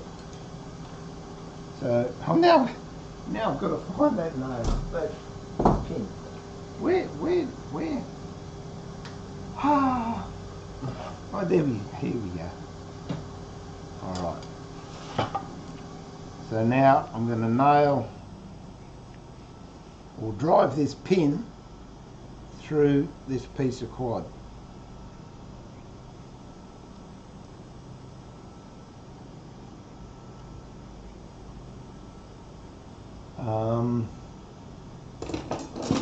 Again, if you find it hard to do, I know I've got a pair here somewhere. Yeah, if I can find them.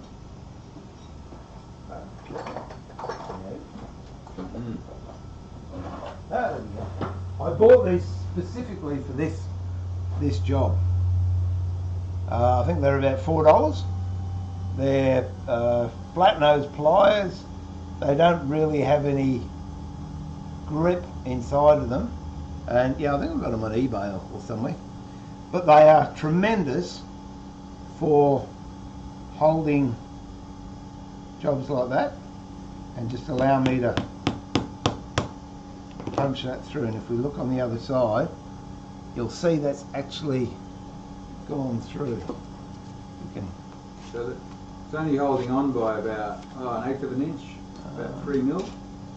Here we go. But you're delicate. You can see that that's poking through by the scratches on there. And then what I do is I work out how far I want to go in. I'll just shut the door because Bob doesn't know how to shut doors. We'll have to spring load it, Steve. I was thinking of doing that, but I've got my graphs and thumbs onto his paws. Then I have to teach him manners.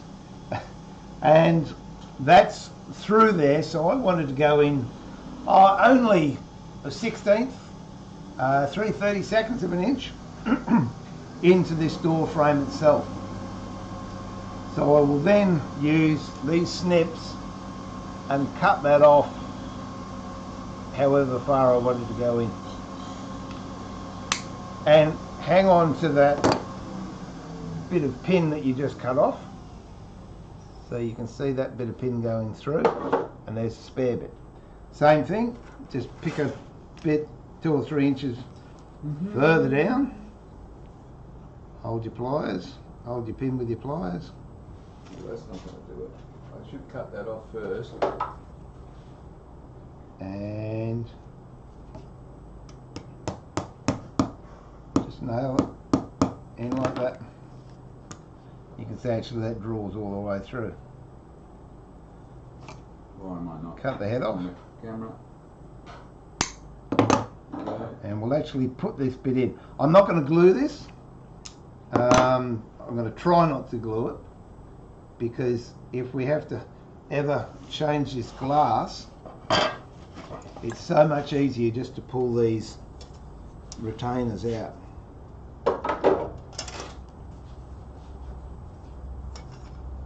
Look out which way they're meant to go. Which way they're meant to go.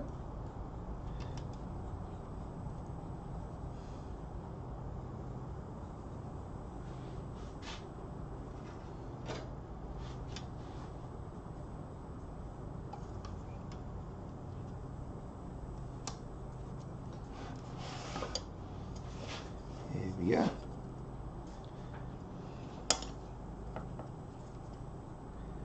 And I'm not... What did I say was going to happen? I did it. I just broke the glass.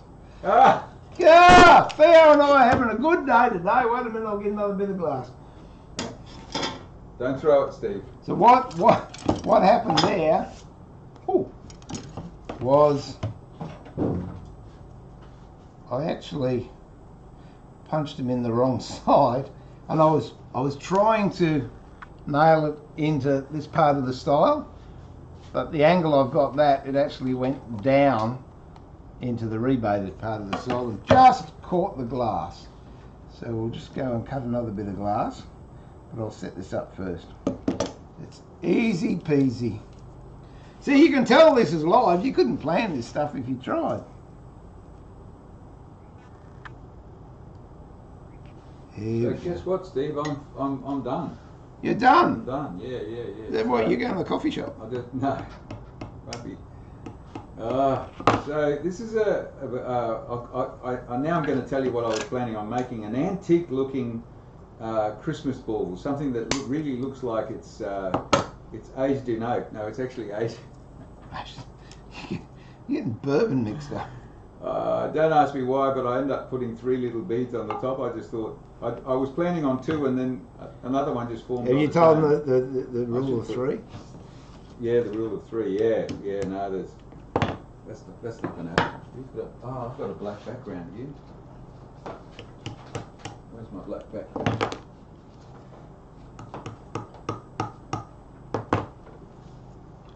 Oh, there it is. I know. I've clamped it. Back in 2 seconds.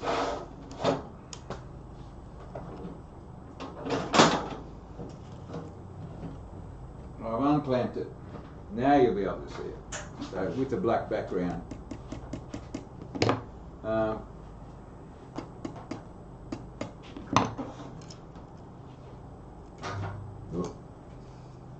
Okay, there we have it. So starting from the bottom, just a little ball. Very much, if you're familiar with Cindy Droser, this is really. Well, no, that's meant to be Theo's shop. This is what she's done. A bit of knurling underneath, and that. Yeah, it looks pretty old because the colours have dulled, and I knew they would over the coach wood. And you've still got a nice bit of wood on the top, and it's just a matter of drilling about a 1mm hole there and putting a little eye and giving it a little bit of a hang on your Christmas tree. And there's our little Christmas bauble. So what do you reckon, Steve? Oh, you concentrate. Oh no, I'm concentrating because I'm stuffing up big time. I'll hand it to you. Oh, that's no, I won't give that one to Bob. That's beautiful. I like that. Yeah, I wouldn't. Yeah, after all that work. No, it didn't coach would come up nice. Yeah, it is nice. It would have been nice just with the coach wood without any knurling or colouring, I think. If you want a half a dozen or a dozen, Theo sells these for $10 a dozen. A dozen, yeah. No, that's lovely, that one. Yeah, it'll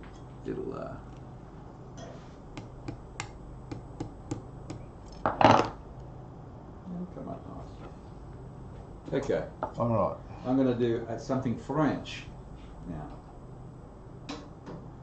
France. Oh, I watched a good movie last night. Now You See Me. Oh, don't know if anyone's seen that. What a top movie. Magicians, but not like you've ever seen them before. All right. So I've got that. I'm just going to go up to another shed, get another piece of glass. I don't think I've got any more down here. Oh, no, that didn't sound hang on, wait a minute. Oh, wouldn't that rip your shorts off? Just not quite long enough. So you've got it all. It's all Theo. I've got it all. I'll be back. So while Steve's away, I'll show you some of his turning. So Steve made some poster beds, and before he got into it, he decided to do a bit of practice, and this is his practice piece. I'm going to turn this into a French rolling pin. It's a great project for beginners.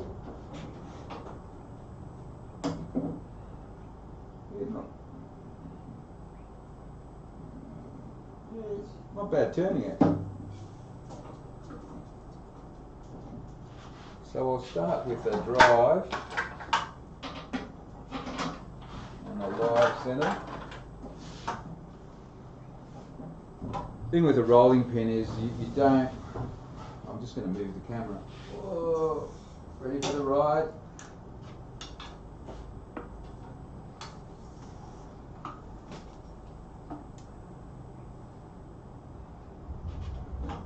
So the first thing you do is usually use a lighter coloured timber for your rolling pin. This looks like looks like coachwood, but it's a lot darker. Steve will tell us what it is when he comes back. It does have a crack here, just through there and down through there, but I'll probably be able to eliminate that with this French rolling pin. Oh, I tell you what, don't go up there, it's too hot. Oh, all right. Any comments you read now, Steve, got nothing to do with what I said. Okay, good. I wouldn't believe you'd do anything like that anyway. So here's another sheet of glass. We'll see how we can go with this one. Oh dear.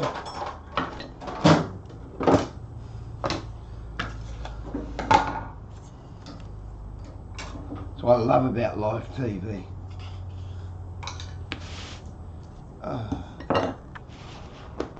Here we go. All right. Where's that piece that I just broke? Oh, the thing is, I'll be able to use it for something else. All right.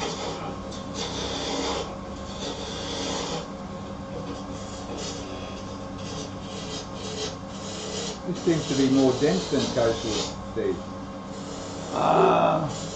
Beautiful bit of wood. Oh. It's flush, isn't it? Hang on, stop it for a tick. Oh, you can't tell what wood it is while it's spinning? Yeah, it's brown. Yeah, no, that's blush old. Blush older. Blush older. Is that ALDER? ALDER BLUSH. Okay. Here we go.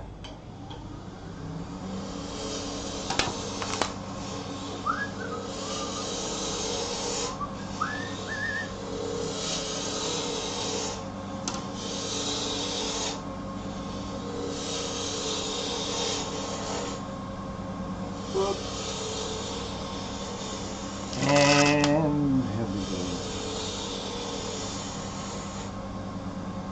There you go. Stop the lathe before you move the tool rest. This is a case of do as I say, not as I do. No, this is I'm going to do as I say. The new you. Where's the roll of masking tape? Oh, there we go. Another roll of masking tape.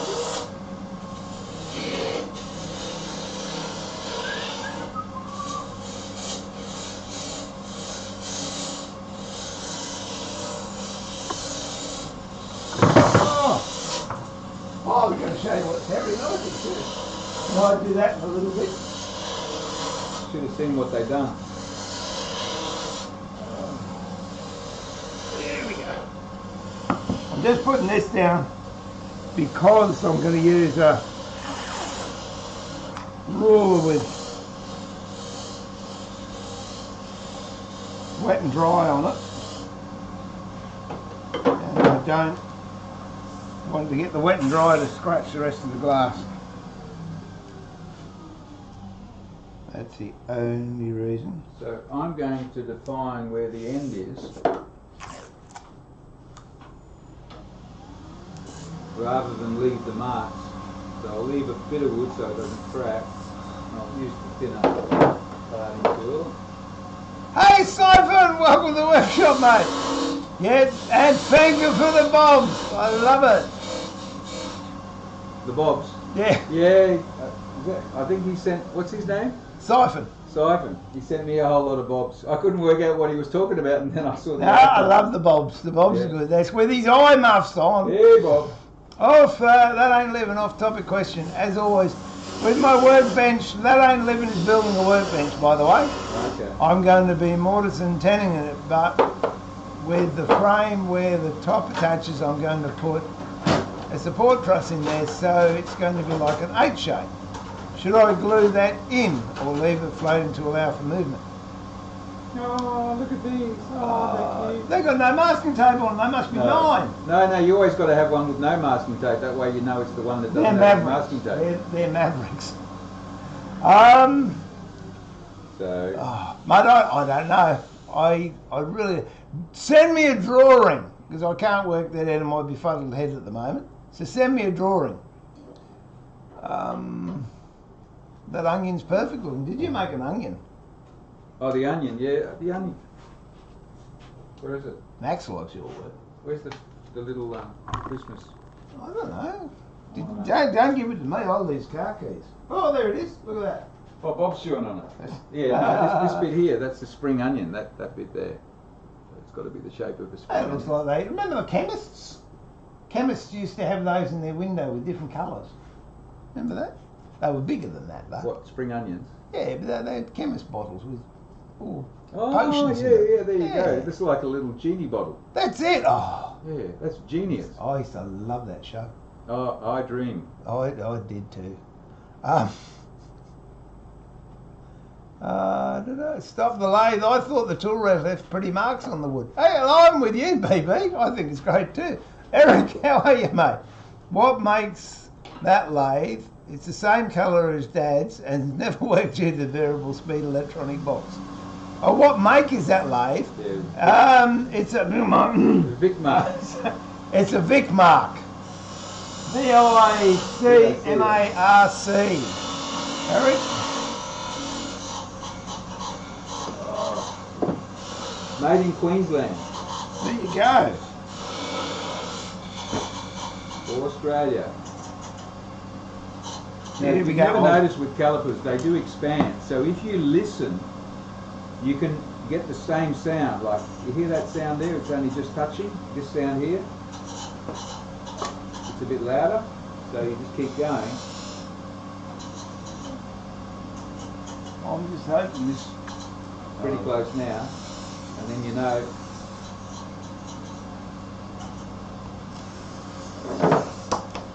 It was just about right. So having done that... There you go. That's that bit of glass cut. That was magic, wasn't it? You didn't see me do that. I'll put this to one side. And if I leave it somewhere, I'm sure I'm going to break it. Oh. I'll put it right over here, out of the way. And even then, there's every chance in the world it's still going to get broken.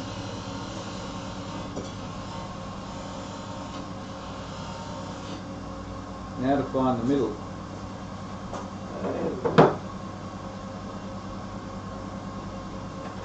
I don't think we're going to have any problem getting Bob in the shed now, you know. Right. It's too hot out there. Okay, now I just want to cut this bit. He looks so sad. He's just... No one's giving me any chocolate today. We'll do that in a minute, mate. I'll give you some chocky. I've got some Toblerone in the fridge. Oh my God. Goodness me. Okay. So, the measurement is 27.273 millimetres, which is about 10 3/4. So half of that, half of 27. 13 and a half. 13 and a half. That's 13 and a half. Let me get a calculator and just double then- check that. And then 1 and a half. Okay, now I'm just going to... 13 and a half and 1 and a half. That's about it. It's 14. It's Zachary. Yeah, we're not even round yet. Look at that, I can see. Here we go. Oh, Why is it that I need to find the centre? Because that's where the peak is. This is a great beginner's project because it doesn't take a lot of skill and it keeps the person that's cooking happy, and that's an important thing to do in a household. I'm just trying to get this so the blade is on the inside of that black line, and then you just score it down, and that is cut. So now it's, oh, I just did it. Easy peasy. Push up sign. Hey, Push Bob, up. coming to join Oh, me, mate. please, I don't make any rash. Hang on. We can't, there we go. Bob's going to lick your face. He's going to think you're playing with him. He's into it. I'll do what Bob. Oh, Bob said, oh, someone's come down to play with me. I should do another one because I'm so I happy. walked away from the lathe while it was still turning. Another thing you don't. No, that should be a chin up. It's more serious. All right, so I'll cut another bit of glass, and I'll have a go. At least I can catch myself after the fact. Oh. So it's a matter of just having a nice curve, and the exercise here is that you look at the horizon while you're using your upping gouge. Now, rub the bevel, bring it down until it starts to cut. Now we'll kick these in. That's better. I'm not going to break the glass this time. It's just gentle little taps.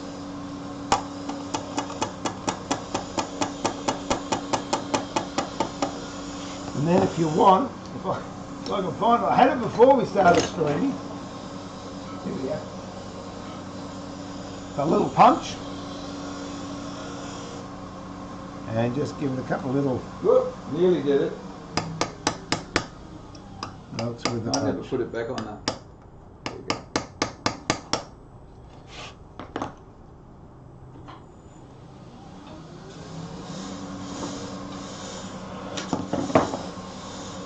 See, nothing's happening. Bring the back of the tool up and then it starts to cut. See, that's how you can control your depth of cut.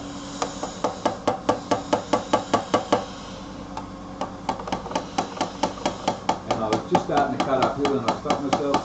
I should only cut downhill, which is that way. So that's the glazing bar in. I haven't pushed them all the way in yet, but you can see how effective and how neat it looks.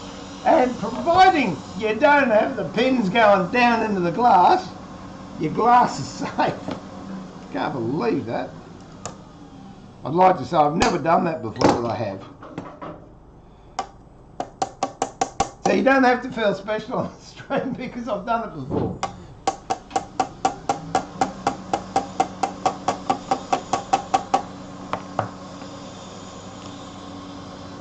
But it doesn't have to go in very far to pin it. It's a little bit narrower there than it does here. Let's just check.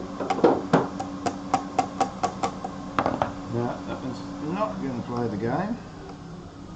Take it out, we'll get another one. Where'd my pins go?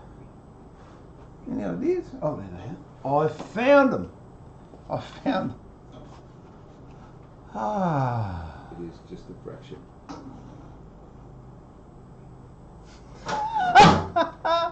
Oh dear.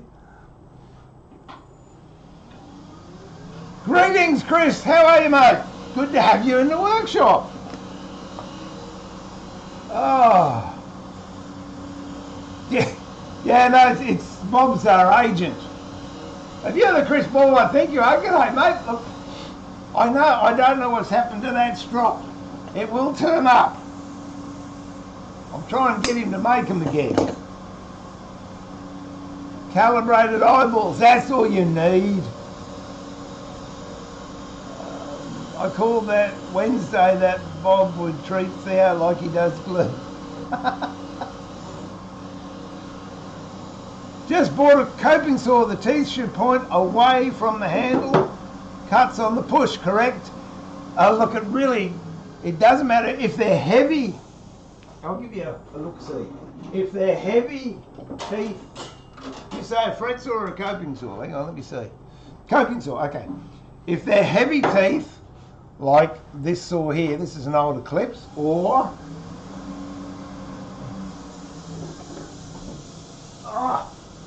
a Baku or a Sandvik, I have the teeth pointing away from the handle, so I cut on the push. But if it's very fine blade, like that one, or even finer, you can see the difference between the two. I have them so they cut on the pull. And the reason for that is, even with this particular one here, it's a new concept saw, which is absolutely brilliant. If you've got a very thin blade, same as Japanese saws, they have very thin blades. That's why, just get this one out. That's why you cut, see how flexible that is? That's a Japanese saw blade. They cut on the pull because maintains the rigidity of the blade. Whereas on the push, and you pushed in, this is what would happen.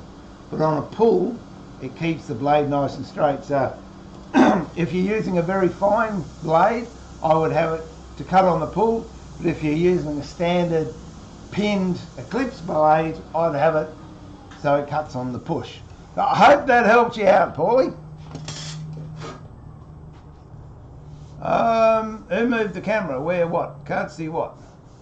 What is it you want to see, Duck? We moved the camera and you can't see it. Let us know. Might have been from before. Oh, it looks better. No, it was from before. You were right. Yeah. Yeah, you got on your Bob. Max says you're keeping feet. Oh, you mongrel. He's gone out and left the door open again. So what I'm... While he's away, I'm sanding... While he's away. Good on you. I didn't sand before. You couldn't see it because I had it covered with my hand. I'll be told. And so you always sand with the grain, and then guess what? You don't have to turn the lathe on again, because once you've sanded with the grain now, that's with 180, you can pick it up and sand with your 240. Oh, there we go. Okay. Now, what do you get back to putting in fast? Hey, do you want some chocolate? You ready for a hit? Oh, yeah. Where's Bob? Big day today. Where's Bob? Oh, look at that. Look at that. It'll be a big day today. Look at that. 180. I'm into it. Yeah, how many squares you want? You want 2? Oh, top of the range. Oh, look at the size of it. Ungawa, Simba. Yeah, that. Richard Vaughan! Mate, you're a legend. Is he on? No, but he gave me the table the other day when he came round. Better save the bit from Bob. So excuse our munching sounds. But if we don't get a chocolate hit and a drink of water, we disappear into nothing. So you tell me we're not having lunch. Are we going for a coffee at least? No, I won't have time. No coffee either. That's it. We're going to shut the stream down early so I can go for a coffee. No, we're not. I've got to be in Stanthorpe by 3 o'clock to set up to play Kepi at the winery tonight. Oh, With the boys. The boys. I'm playing the drums tonight. It's going to be a long day, but very enjoyable. I get to follow my 2 passions, playing music. Although I'm a drummer, I don't play music, I just play drums. I hang around with musicians. They tell me. So you want to come along if you're anywhere near Stanthorpe. It's about 3 hours drive out of Brisbane. It's called Kepi at the winery. They have lamb on the spit. Well, you lamb, and then you've got moussaka, and for dessert you've got baklava. You can drink wine or water. You've got a choice. It's absolutely fantastic. They set up 2 big marquees, and we play music from 6:30 until 1 all night, and we play every genre of music. Play Zorba the Greek a couple of times, but a lot of other music as well. So it's a hoot. Going up with some great musos. This is my 22nd year. He started playing when he was 12. I didn't get my drums till I was 17. It's a bit of a late bloomer. No, I think the parents knew you were due to leave home. I'm just gonna. This U-View is it's an oil, and it's food safe. I know because I rang up Neil and said, mate, is it food safe? Everybody wants to know, and he said, yes, it is. All U-View products apparently are food safe.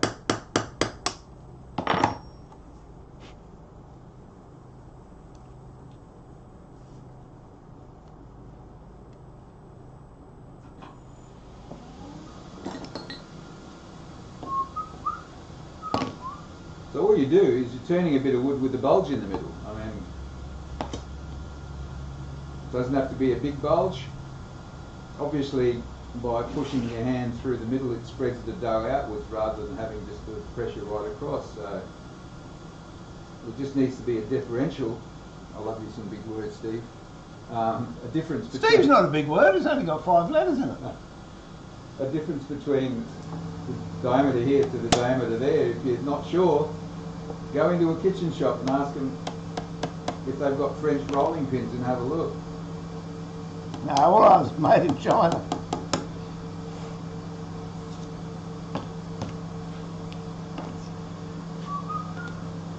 Got me nervous now doing this.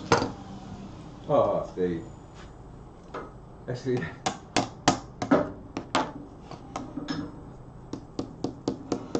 I'm just going to roll that edge.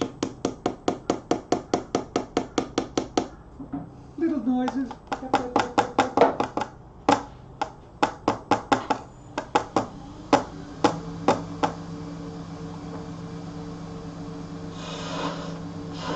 Just get through this so I can see where I'm heading. Roll this over slightly.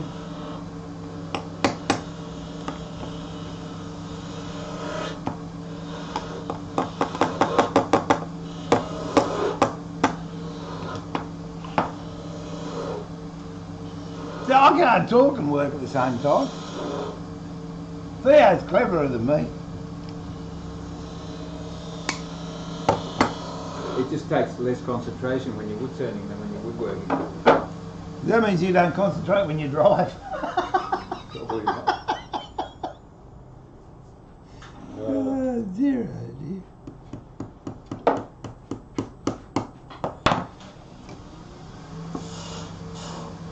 Alright, I'll bring this over, maybe a little bit closer.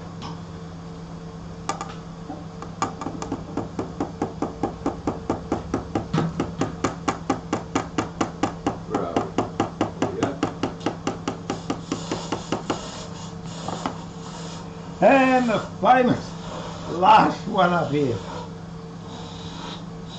I think actually when Terry and I were talking in the stream on Monday, no, it was after the stream, we went to lunch, which was quite unlike me. And he was saying how good it is that we're doing this because a lot of people don't have an appreciation for how long things really take. So by showing you in real time what it takes, a lot of people might see why it costs so much, because there's an hourly rate attached to nearly everything. Except streaming. Alright. That's it. Now I won't, well, I'll fit one of them, but I won't bore you with fitting all the rest of the things, and I'll do that after. But what I will do is fit the hinges to this and we'll fit it to the box, which will be good. Oh. So I'm down to about 3/16 of an inch, and that's the bit that's driving, so now I can come back down and come down to a 16th of an inch. Oh, gotcha. Beef dresser, chocolate. Yeah, I've never seen a gold one before. What's the GO with the gold ones? The GO. Yeah. See, I like small leaves. They're nice though.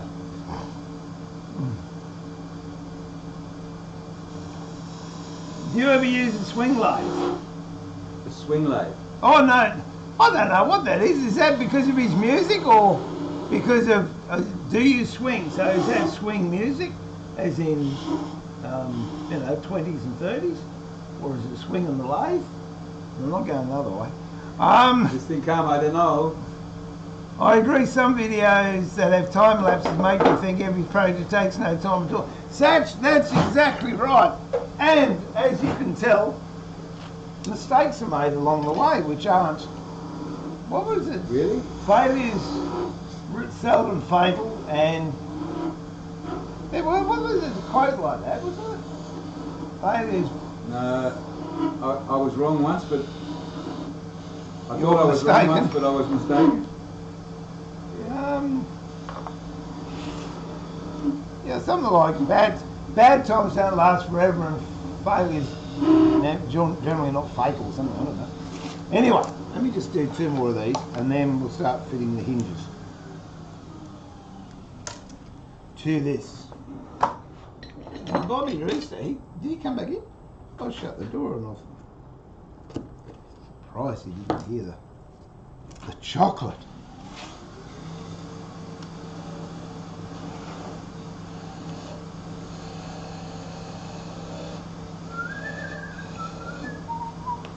Ooh. Okay, and again I'm going a little bit wider than I need, and then I can pare this down.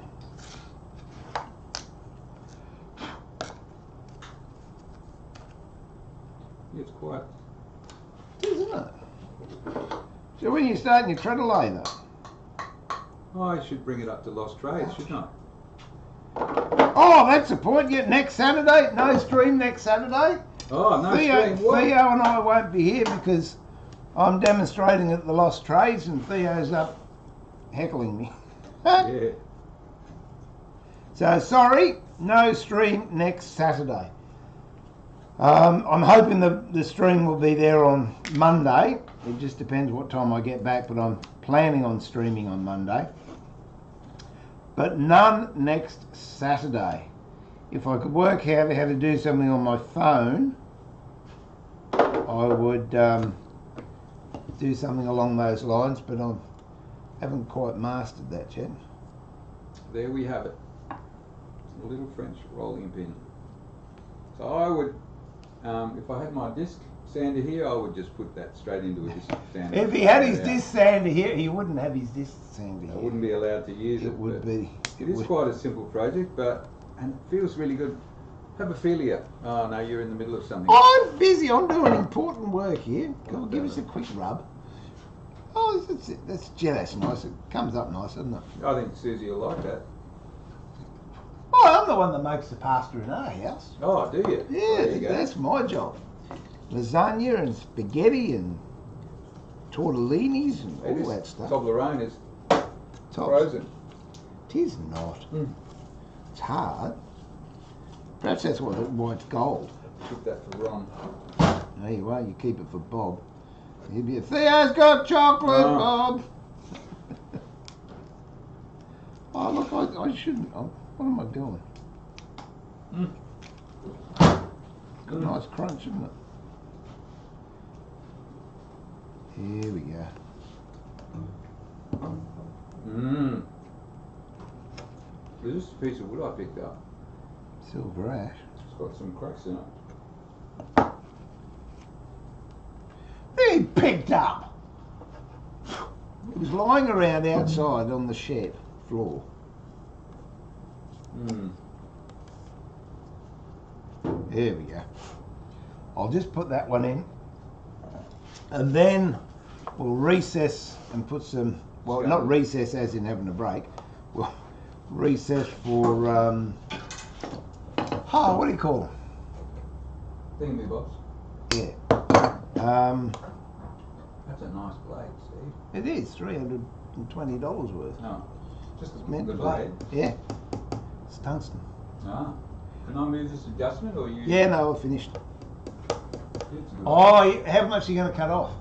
No, just a little bit. Yeah, I'd prefer you didn't use that blade on it. Use the one up the top shed. The big jet. It's got a big resaw blade on it. Top I shed can is... use the drop. It's just gonna. Yeah, we'll just use the drop Oh, saw. that's Yeah. a really fine blade. Yeah, that's for resaw and cedar. And, Oh, the one up the top shed's. yeah, it's I got... just want to cut it off and have a look at how deep that crack is. Oh, either that or just the docking saw. Or hand saw. Mm. Yeah, the one up the one up the top shed, it's plugged in. You just hit the start button. Okay. It's got a mean set of teeth on it. It really is. It's a big hooker of a blade.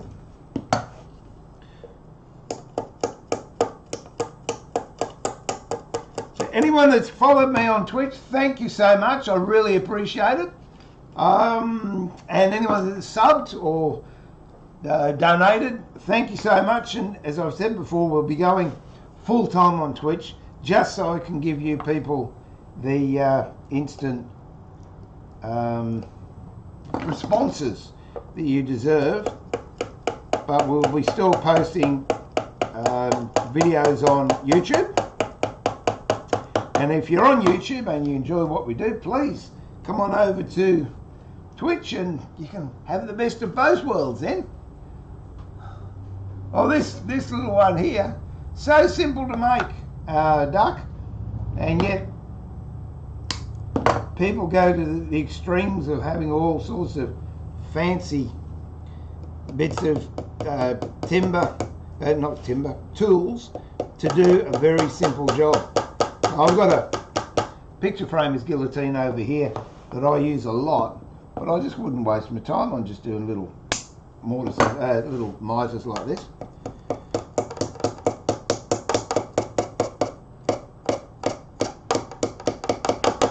And one more in here, and that will do us. You do it? Scary, isn't it? Hey, Scary, isn't it? Bob and I are back. It's that machine's scary. It is, when you turn it on, you just sort of jump back. Oh no. He found the chocolate. Bob wants chocolate. Yeah, you can have some of this. There you go. Oh. Just a little bit. There you go. More treats. More treats. Oh, look at this. Bob's coming around. You like dark chocolate, don't you? Ooh, yeah. Oh. I just realised this little bit of wood is rectangular, but I can still put it on the lathe. I should have cut it with the bandsaw. Oh, good boy. Mmm.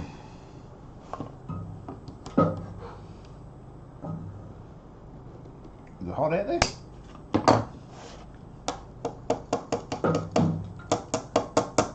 Oh, it's not too bad. I didn't think about it.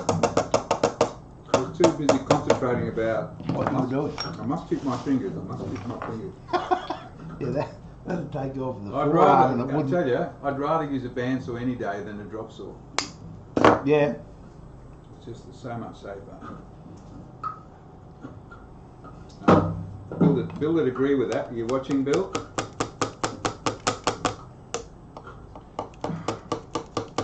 I think all tools are safe if you use them the right way.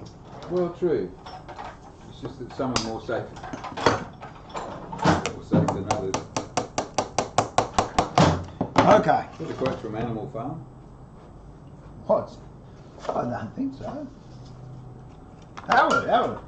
Everybody's equal, except some people are more equal than others. That's it. There, that's it. All right. George Orwell. Oh no, I was thinking of 1984 when you said that, not Animal Farm. I don't think I've read Animal Farm. I've done, what's that other one? Who's 1984. Oh, that's right. We went to different schools at the same time. Yeah, we did. You were in high school and I was in kindergarten.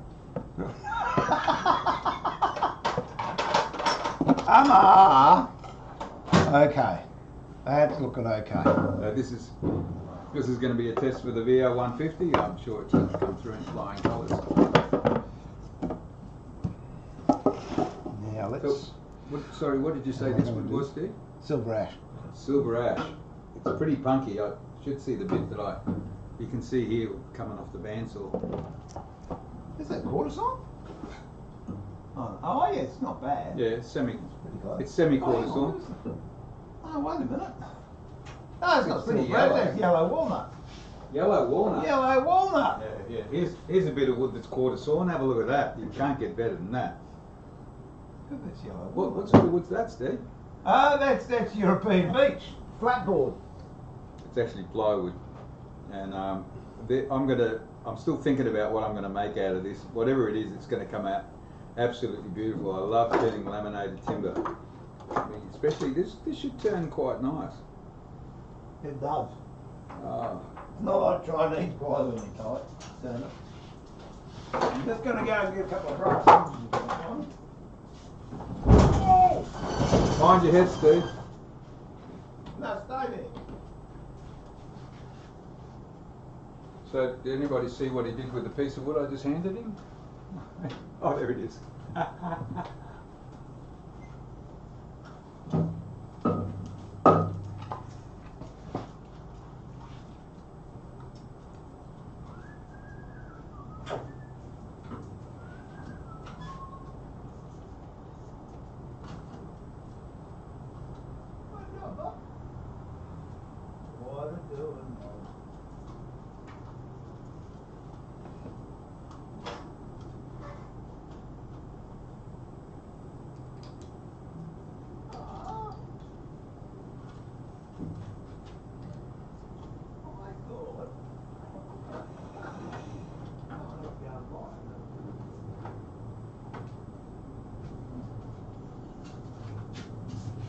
so, if you've got something big and you've got a small tool rest, then always leave the overhang. Make sure the last half an inch or so, 12, 15 mil of your tool rest you should never use. You should always stop about here and about here. You never want to go over the edge of your tool rest. Because you get interesting texture. Yeah. We're not. You don't want to be. And the next thing you do before you turn on your lathe, you give it a good spin,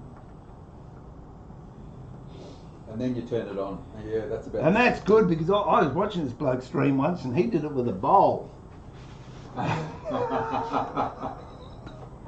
Someone said to me the other day,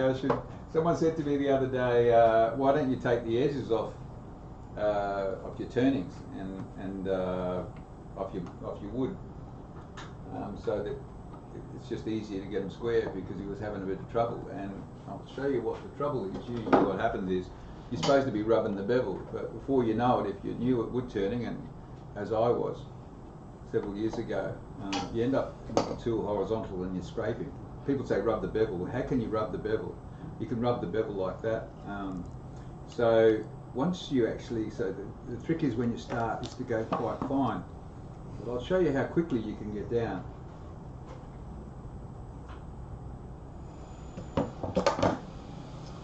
Okay.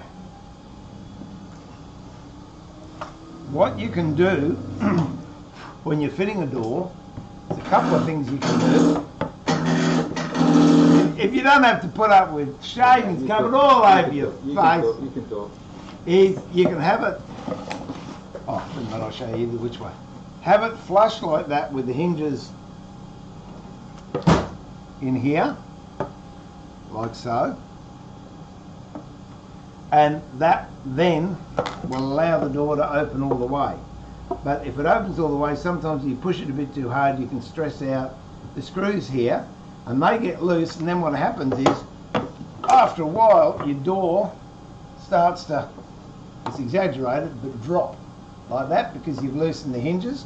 Another way, and the way I'm going to do this, is I'm actually going to put a 45-degree bevel on this side of the cupboard here, and on this style, and then I'll mount the hinges between the two bevels, and what then happens when the door opens, it'll lock at 90 degrees, so the door won't open any further. So Theo can have that. I'll set this up and then I'll tell you what I'm doing. There you go. Cool.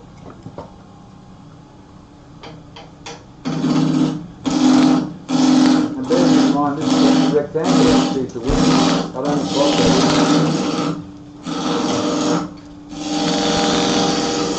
Now, what happens is people end up getting the tool across like that, and you're scraping. What you should be doing, rubbing the bevel, come down. So you're cutting. And before you know it, you've covered Steve and shave.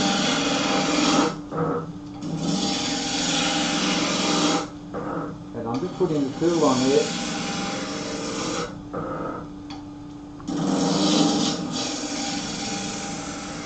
Just about round. Sounds round. There's no more vibration. That's true. Michael says on YouTube, says all tools are safe if you don't turn them on. That's have a look at this, will you? I wish I could make a mess. So You now should have seen my laptop the other day. It was it Tony said, mate, you better cover that up, or I'll be in trouble. Alright. So all I've done here is set the marking gauge at no particular angle, and I'm going to mark the front, and I'm going to mark the front, and I'm going to mark the corresponding edge of the box. Hey Bob. Hey, what is it? I was just rattling the alfoil. Look, he's sitting there. I was rattling the alfoil. What he's after. And I'll have some of that. Sorry mate, I haven't got anything for you. I know. I got a pat for you. How's that?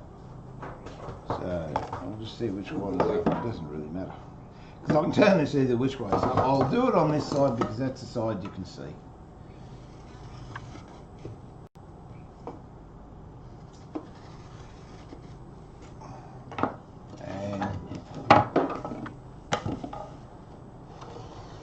Down here. The other thing I was going to do, which I haven't done yet, is I'm going to put keys in these miter joints to make them stronger.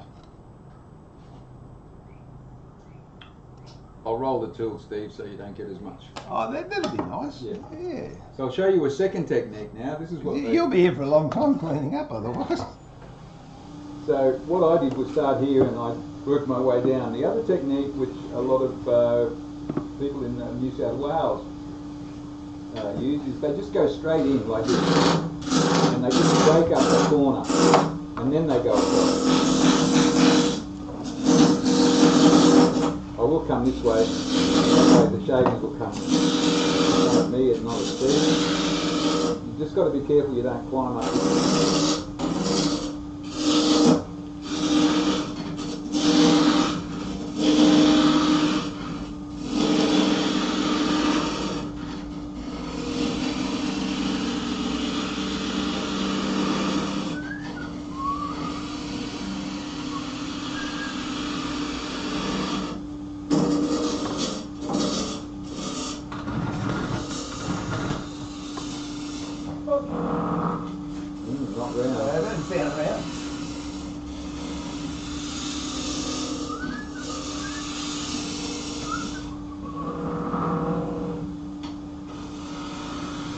Sometimes it's round, but there's a knot there.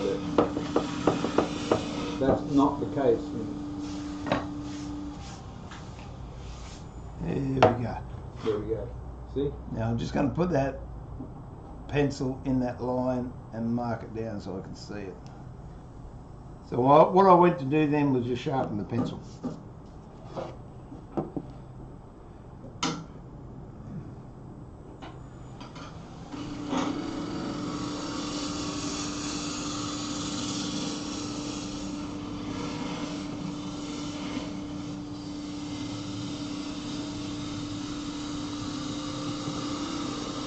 And this is where it gets pretty tricky because I can end up climbing into that and you'll hear a big boom.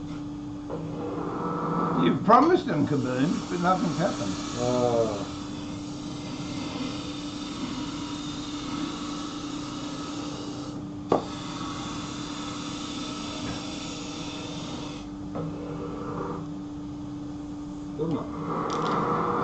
What I'm going to do now is just plane these two corners so I've got a chamfer on there.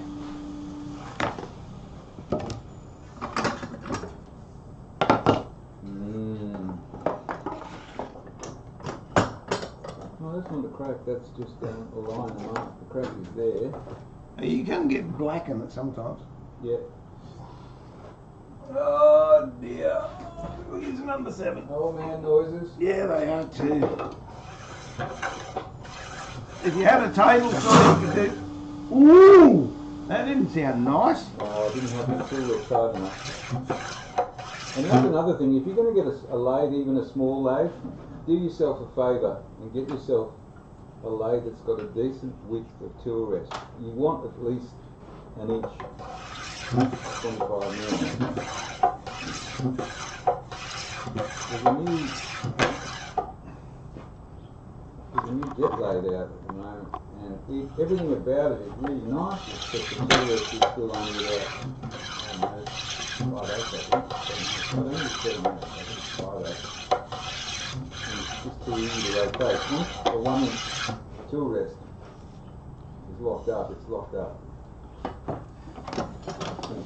I'm nearly down to those 2 marks. A little bit more to take off the inside here.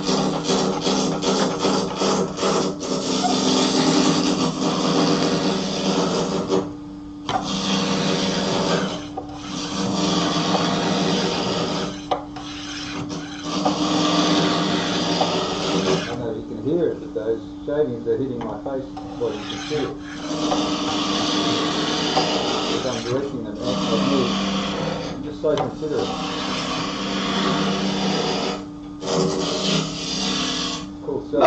consider it.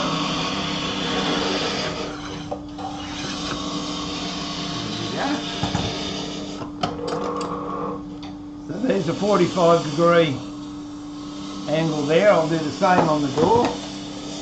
Try not to break the glass again. I got very close to the edge just there.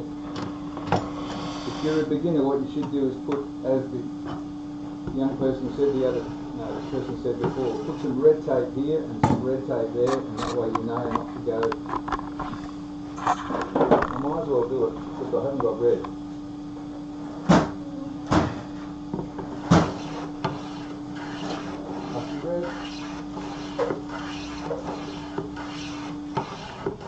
I do this just to emphasise it while we're going through this process. It's a lesson that you really need to learn and know. If you're starting out turning, notice how quiet the hand plane is. I'm just saying. Yeah, just saying. Just saying. Yeah, no, it's a pleasure. When you hear the sizzle of the blade cutting the wood, it's going on. Oh, look at these great little turnings come off of that, shavings. Lovely, lovely. Oh, how much is a decent lathe? Well, that really depends if you buy new or second hand. And depends if you want a mini or a midi or a full length one. I think it's not so much the price, even though that is relative to the quality of the machine. It's all the things that Theo said: decent tool post, stable table. Yeah, the centres line up. I'd like a variable speed, but mine's a belt, a geared one. It's about 30 years old. Yeah, they sell them as variable speed, but then if you've got to stop and change gears, in this day and age, it's so much safer having one with electronic variable speed. I just would highly recommend, for an extra few $100 that you invest, because especially if you're turning a piece and it's a little bit out, there's a simple point where it will spin without vibrating, and you can only find that with variable speed. One belt will be too slow and the other belt will be too fast, so it just takes your level of enjoyment of wood turning to another level. So the answer is yes. Right, good. I can see Steve pensively waiting. Okay. What have we got? Cheers and beers. Fear the night. Cheers and beers, mate. Welcome to the workshop. Welcome to the bench. Kingdom, good evening. Good evening to you too. So I hope that answers your question, Fear the Night. The Tron. Yeah, I don't remember following, but I'm glad I did. Well, we're pleased you did too. Welcome back to the workshop. Nice to have people in here. It's good stuff. We're doing a plethora of projects today. I don't know. Oh, what are you making with that? A rolling pin. Oh, that's not food safe, that timber. It's high in toxins. Is it really? No, I don't can know. make something else out of it. Nah. I'll make it up as I go. Yeah, that's the best way to go. No, I'm making Appalachian mountain dulcimers out of it. Oh, the old Appalachian. Yeah, they're really nice. Well, I'm pleased you did. Yeah, we've been there. Center core. At the beginning of the rounding, you held the tool. We're close to the vise. What did you hold? Hang on. At the beginning of the rounding, you held the tool close to the vise. Why did you hold further away later on? Are you talking wood turning or me with what I was doing? Close to the vise. I don't know. That could be tool. I don't know. Was that centre core? Was that for Theo or is that for me? Because you most likely get the same answer from both, but it's just interesting. Using sound to understand if the turning piece is symmetrical is awesome. Yeah, good, isn't it? Oh yeah, the wood turning guy. Yeah, wood turning guy. Yeah. I would say that could have been when you were roughing it out. Yeah. Well, there's the overhand method, and one of the reasons you use the overhand method is not to grip the tool. Keep the mask up because you haven't got a mic on. There you go. Now keep that on just in case you have another wool incident. So, that's better. There's two ways of holding the tool. One is the overhand method, and one of the reasons of the overhand method is you've got lots of skin here. It's not to do with gripping the tool, it's a matter of having the palm in the groove here, and that's controlling virtually your depth. The other way of controlling the depth, of course, is with your thumb on this side, and that controls the depth as well. So when you're first roughing, you might hold it like this. And the other... When you want to get a cut that's a similar depth, you use your thumb along there. And the other thing, if you were talking about that's cool if you don't remember our names, we forget them too.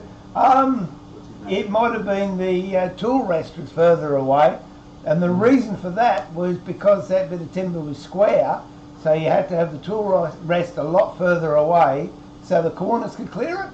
And then when you start to turn it, it goes round, you can then move the tool rest in. So I hope that helps.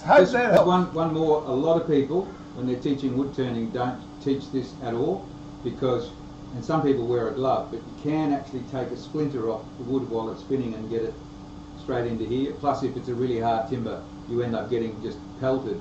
So it's good to learn the underhanded. Bill said you would agree with me from Bayside. Thanks, there you go.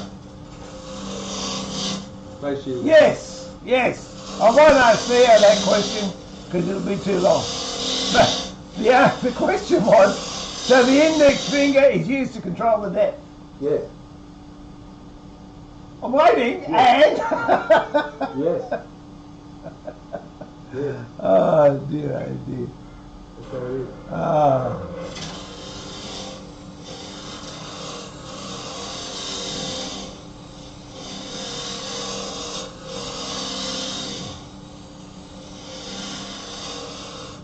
What brand of face shield are you using?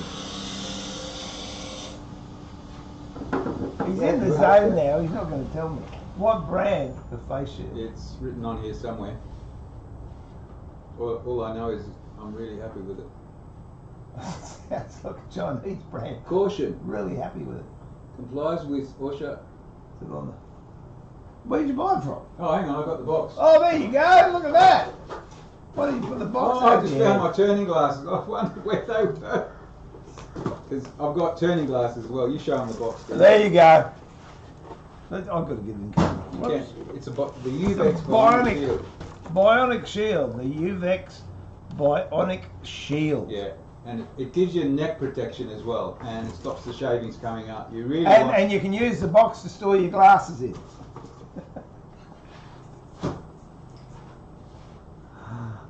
You don't want to be using a $25 shield that's used, for when you're spraying the weeds, because they come down to about here, and they've got no protection if something big, hard and round comes at you. Well, like Bob. I've got the best reading today. That's what I wanted to be wearing. It's proper eye protection. I knew I had them somewhere.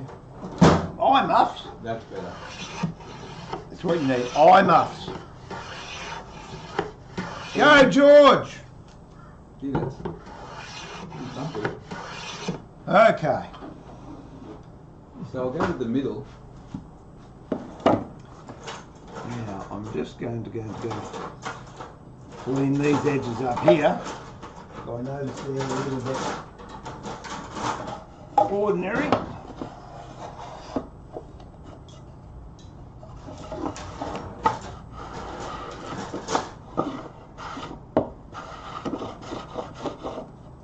Hang on, spin this one around so you can see what I'm doing.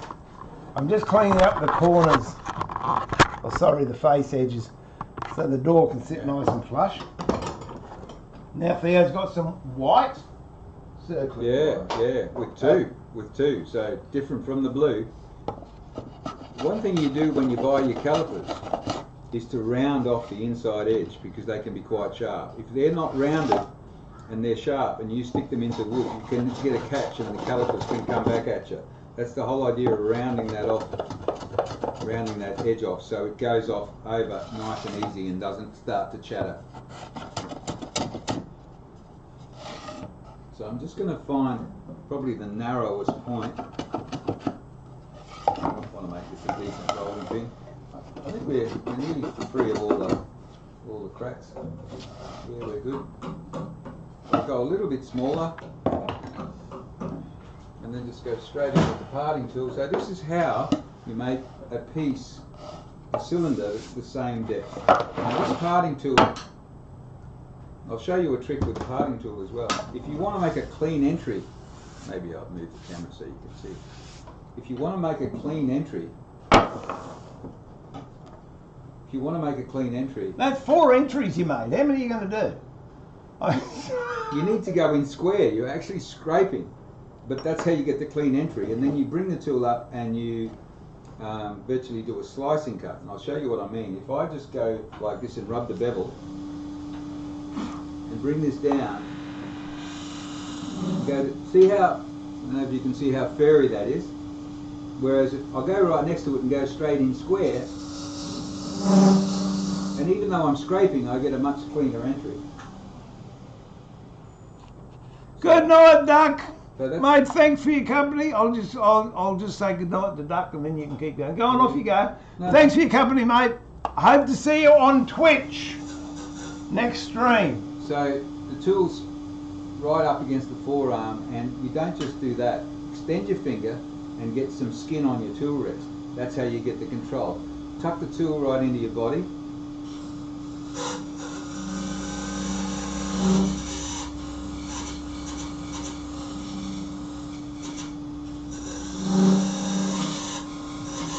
So you go to different places.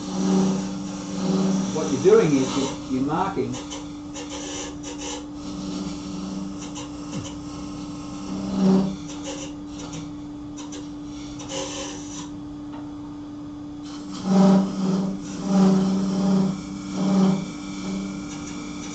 That's it. About the same sound. So I'm going to move the tool rest and do the same. Steve can talk now. I can talk now. Well, there you go. Yes, the Duck's gone, and Lathe says thanks. I look like good quality. Theo only has good quality. That's why I'm his friend. Oh, I'll pay for that one. Oh dear. Fear the night. So far, I've learned all my woodworking from Craig Jig videos. Nothing wrong with that. We all got to start somewhere. Providing you're doing woodwork, it doesn't matter how or what, but you're doing woodwork.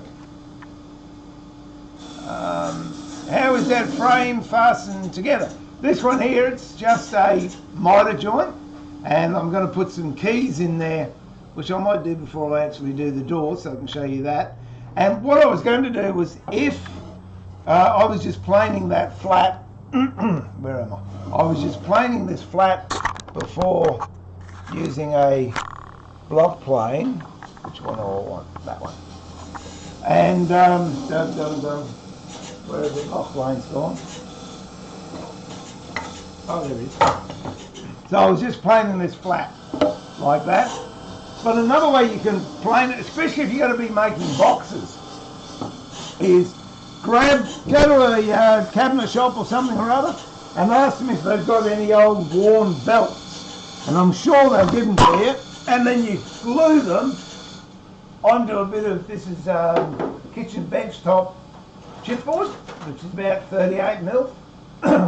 Glue the sandpaper on either side using contact cement, and then to flatten the edges you simply put this on here like this and go clockwise and anti-clockwise, and that will give you a dead flat plane.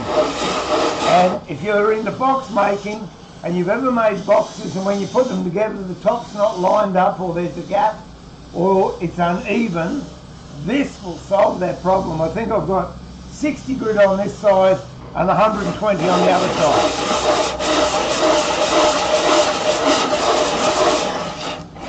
Move it around.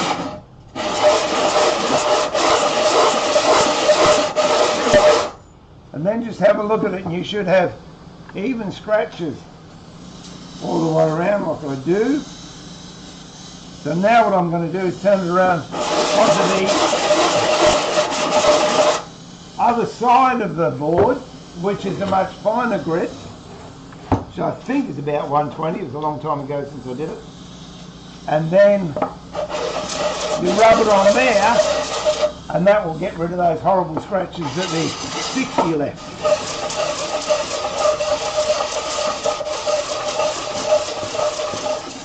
It smells nice, doesn't it?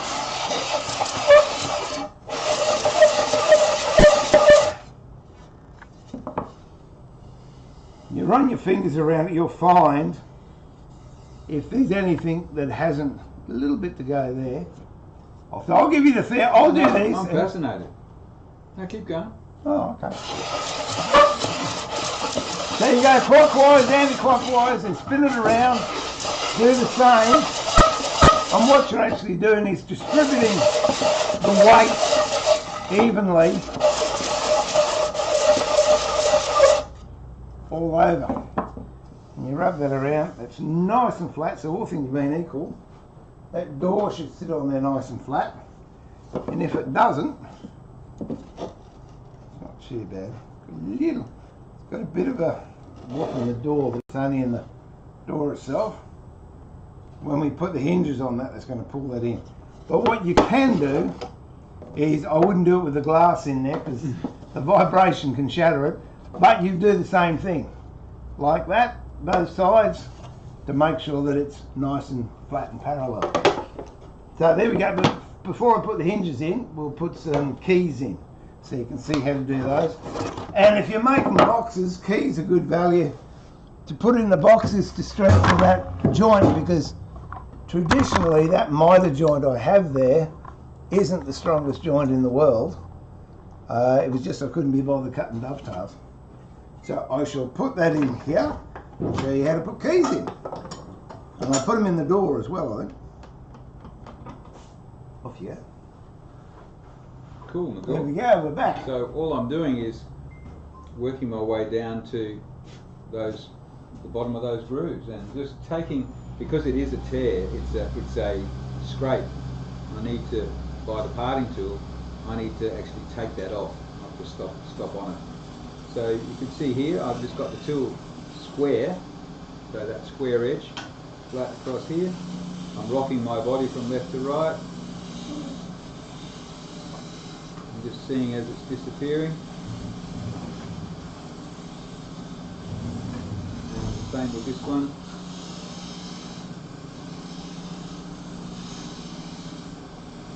You can put as many increments as you like, as many marks as you like.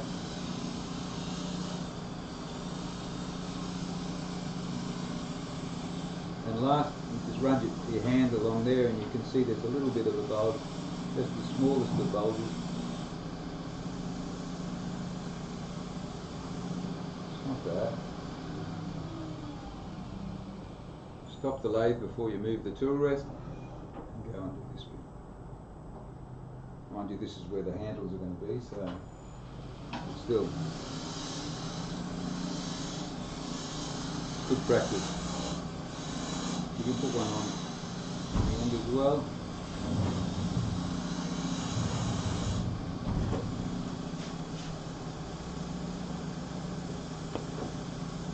So all I've got for these keys is just literally scrap bits of veneer. You can use timber, you can put bow ties in there, or false dovetails if you like, but this is going to be just as effective. And what we'll do is we'll mark them so they're equal. Oh, where are we up to? G'day, that ain't living. What did you miss? You missed Theo and I eating Toblerone. And that was about it. Yeah. Welcome back anyway, Brett. I'll show you how to spin steel wool. Yeah, oh yeah, that's right. Yeah, that was spun, wasn't it? No, look, the Senecor, if you go to big woodworking shops, they have big platen sanders or drum sanders, and they're wide belt, no, not drum sanders, sorry, wide belt sanders. I've got them out in my shop out there, and the sanding belts are that wide, 3 foot wide, and they just go on a big machine. But when they've been used and they're not as effective, they change them, and you might be able to get the offcuts, which is what I use. So what I'm going to do here is I'm marking, see what I'll do, I'll do this by eye, but I'm just marking where I want this to cut. And then grab a saw, it's a Japanese type saw, and it's important to work out how thick the veneer is and then how thick your blade is. Because what I want is a saw cut that's just about the same thickness as the veneer I'm using. So this is 0.6 of veneer, of a millimetre, and this saw blade here is about 0.3, but oh,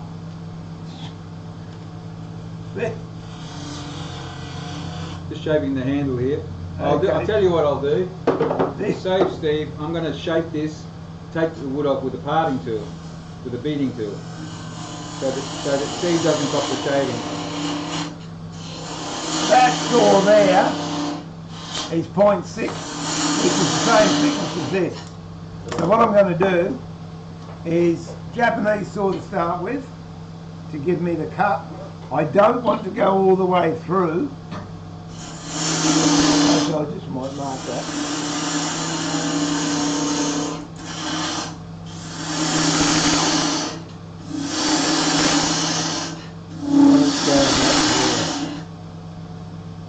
So I'm just going to put a little pencil mark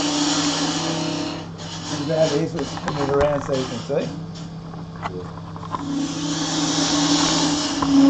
That might be big enough. Putting a pencil mark to the depth I want to go on both sides. And I've got where that marking gauge went in. So that's the part I'm going to cut down to. And as well as you can, keep the blade running up and down, don't go off to the side.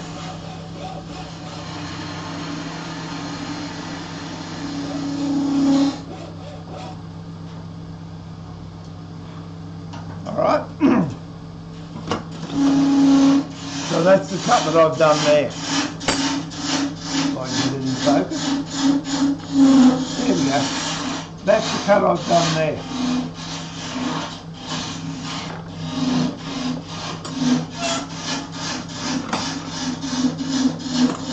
Get a bit of veneer,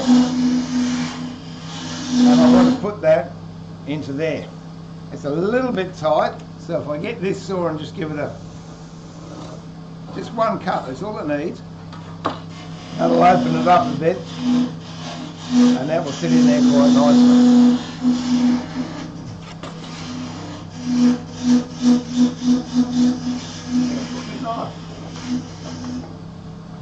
Jeez, you're messy.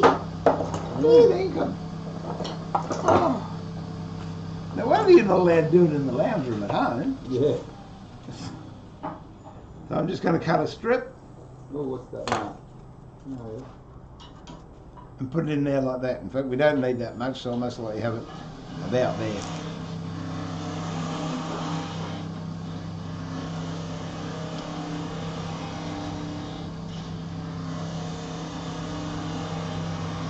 Squeeze a bit of glue in both sides, and then just wobble that about, and that'll sit there. I might actually just go and do a couple more on this. And one at the back. It doesn't look too bad, just a handle like that, Steve. I was going to do something a bit more intimate, but I'm thinking that's... Intimate? Yeah, intricate. Intricate? I was going to say. Intimate. Yeah, what are you, I've mate? never seen an intimate rolling pin. Rolling pin. So, I don't quite liking the shape of it, but I'm just going to roll over this edge here.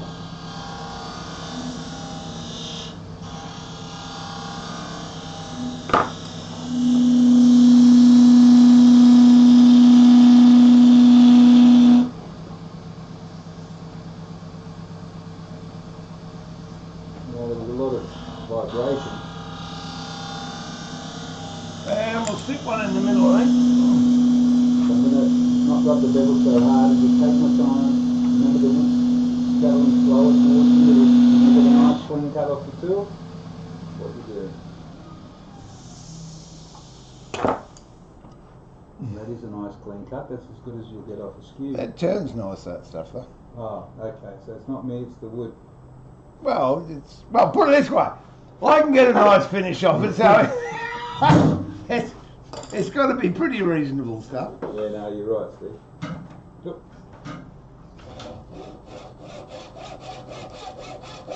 And what this does, it actually cross hatches the joint itself. So you've got long grain running this way and this way, and then when this goes in there, where you've got short grain coming together, you've got long grain joining it up. So if you've got two bits of end grain like that, which basically is what a miter joint is, but then by putting this in, you can see that it braces it. We'll see if we can do it that way.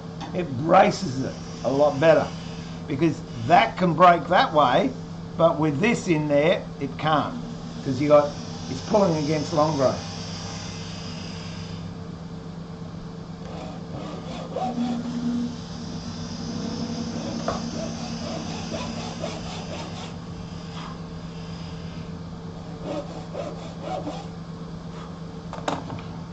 So, another doing the same at the other end. What I usually do is, and I won't sand because Steve wouldn't be comfortable with me sanding, and I'm very respectful of his environment. Excuse me, have a look at my bench. Have a look at my bench. How respectful do you want to be? I mean, TV's gone off, I can't see what's happening. That's got to be on a timer, I reckon. 3 hours, and it just says I've had enough and I need to go on the break. So, I'm coming. Could you see that? No, you couldn't. Look at the mess. I'll show you what that you is do. I'll only just show you for 2 seconds. So you get yourself a nice wood block. You want this absolutely flat. And when I say 2 seconds, I'm talking 2 seconds. Otherwise, you'll all be in trouble. You'll never let me stream again. Bring the speed down. 1, 2. You'll soon see where the high spots are. So you get a pretty coarse grit. You can see it's a little bit low there, a little bit low there. But eventually, by moving your way up and down, you'll get that absolutely flat. And because I was nearly choking to death then on that, I forgot to put this saw through. And as you can tell, I'll do it again so you can see. Here's a bit of veneer. This is with the Japanese saw cut, which is a little bit tighter than the veneer. And as I put that in, see what happens? It breaks. Well, I get that Calipers. So if you've got the blade that's a little bit thicker, or the same as the veneer, all you got to do is push it through once, and it will give you enough clearance for that veneer to go in and sit in there quite nicely. So now we know what the width is at the other end. We can set our calipers even to that width. We'll get down. There you go. First. So he's talking about the right width, and I had the right width there. We're actually synchronised. I've done that one, yeah. I can't remember. Oh no, it's all getting too much. Set the calipers for just a little bit wider than. There we go. Then you leave those in overnight, Just with the guide. and then you just snap them off. In fact, what I'll do, I might just do these because I just realised I can't fit the hinges while I've got those things in. So I'll do another set of those. And Monday we'll fit the hinges. Plus do all the other stuff we didn't get around to doing. I want to show you what Terry and I came up with on Monday. Of course, if you don't want to waste all that good timber, you can make separate handles. That's what we were going to do. We were going to get ball bearings and put in there.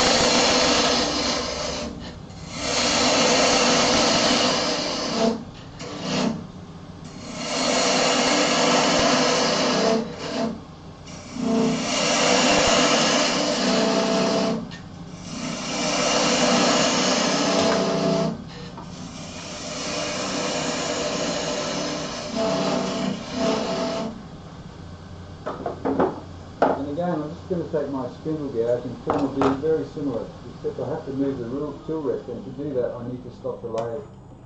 Why? Because it's safer. Oh, is it? Oh, okay. The main reason is there's a lever, and when you pull it, it usually spins and knocks into the work. Especially when people are watching. You can see the tear out there. And just see there's it's massive tear out from the parting tool. And I've got my finger on something. You take your mask off because you're on a different microphone. So he thought he had a lapel mic on, which we normally do, but we use a Zoom H6 because we've had issues, haven't we, mate? We've had issues. Had issues trying to use so how to get rid of two laps. So roll the tool, pick it up.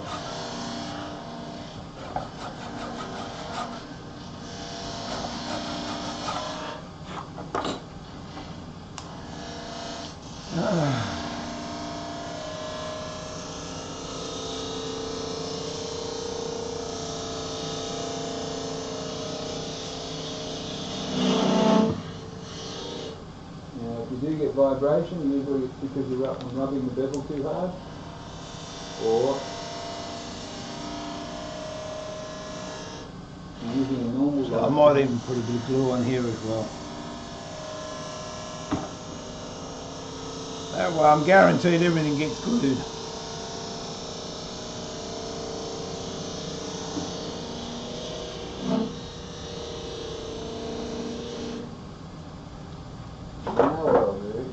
Those little calipers.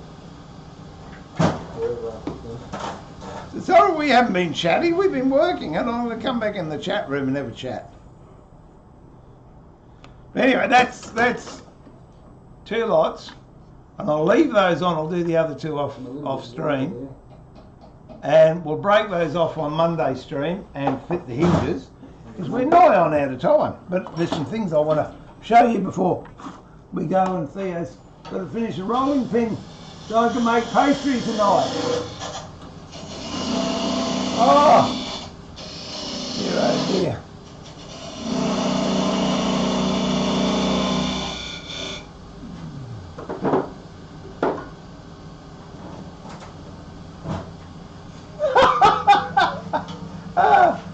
Fear the Night says that's what he loves about woodwork. If it doesn't fit, you keep on sanding until it does. Yeah. Oh, you were there. We get, gee, your mum must live close, that ain't living.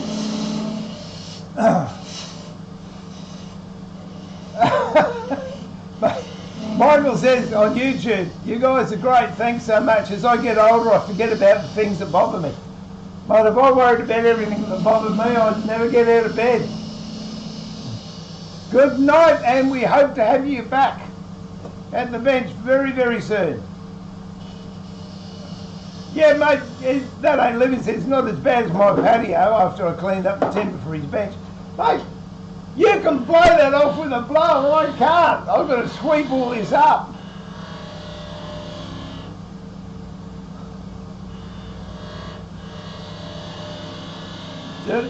Yes, they certainly do. I just got asked those wedges I'm putting in.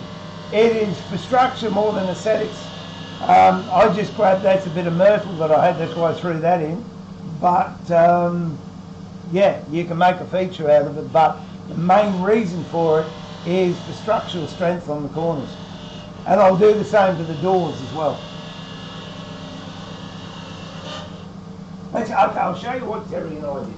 What Terry did. Well, you've got shavings in your torment. It's going to go bump. I can't afford a cover. That's it. Well, I suppose we'll get the generator out of them, then might as well come up with the cover as well. And we've got witnesses. Yeah, that's it. I reckon we should take him out. Take him out to Gravesend. He'd love that out there. Oh, He's back now. I thought you meant take him out. No! I thought that was mafia talk. All right, this is what Just coming back around Terry and I were doing. here. Stop the lathe before you move your camera. You wouldn't want No, especially since it's my camera. I don't care what you to. do with your cameras. Okay, now. So we've got a new. There we go. We've got a new. If I come in there, can you can see that? That's good.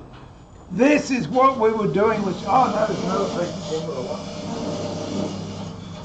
I wanted to have all this glued up, but time is one of those things. That's why I reckon if ever you're going to make a pair of things for a competition, either make them side by side on the same piece, or get two lathes, and that way you work part of one and then you work part of the other one, and then if you get a little bit of a design opportunity in one, you can then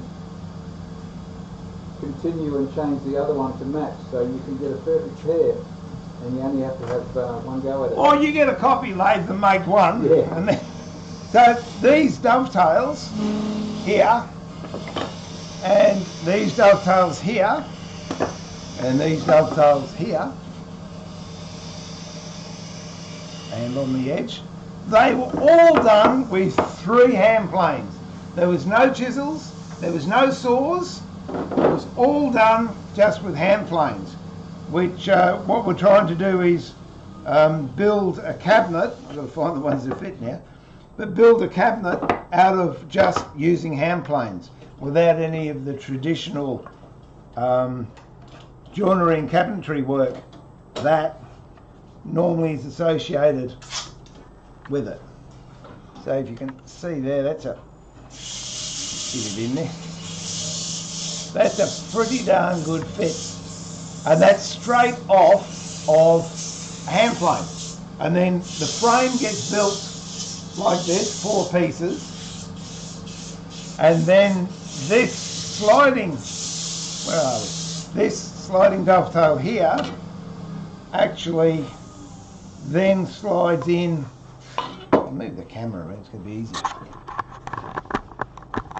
Actually slides into another dovetail track that was done with hand plane, like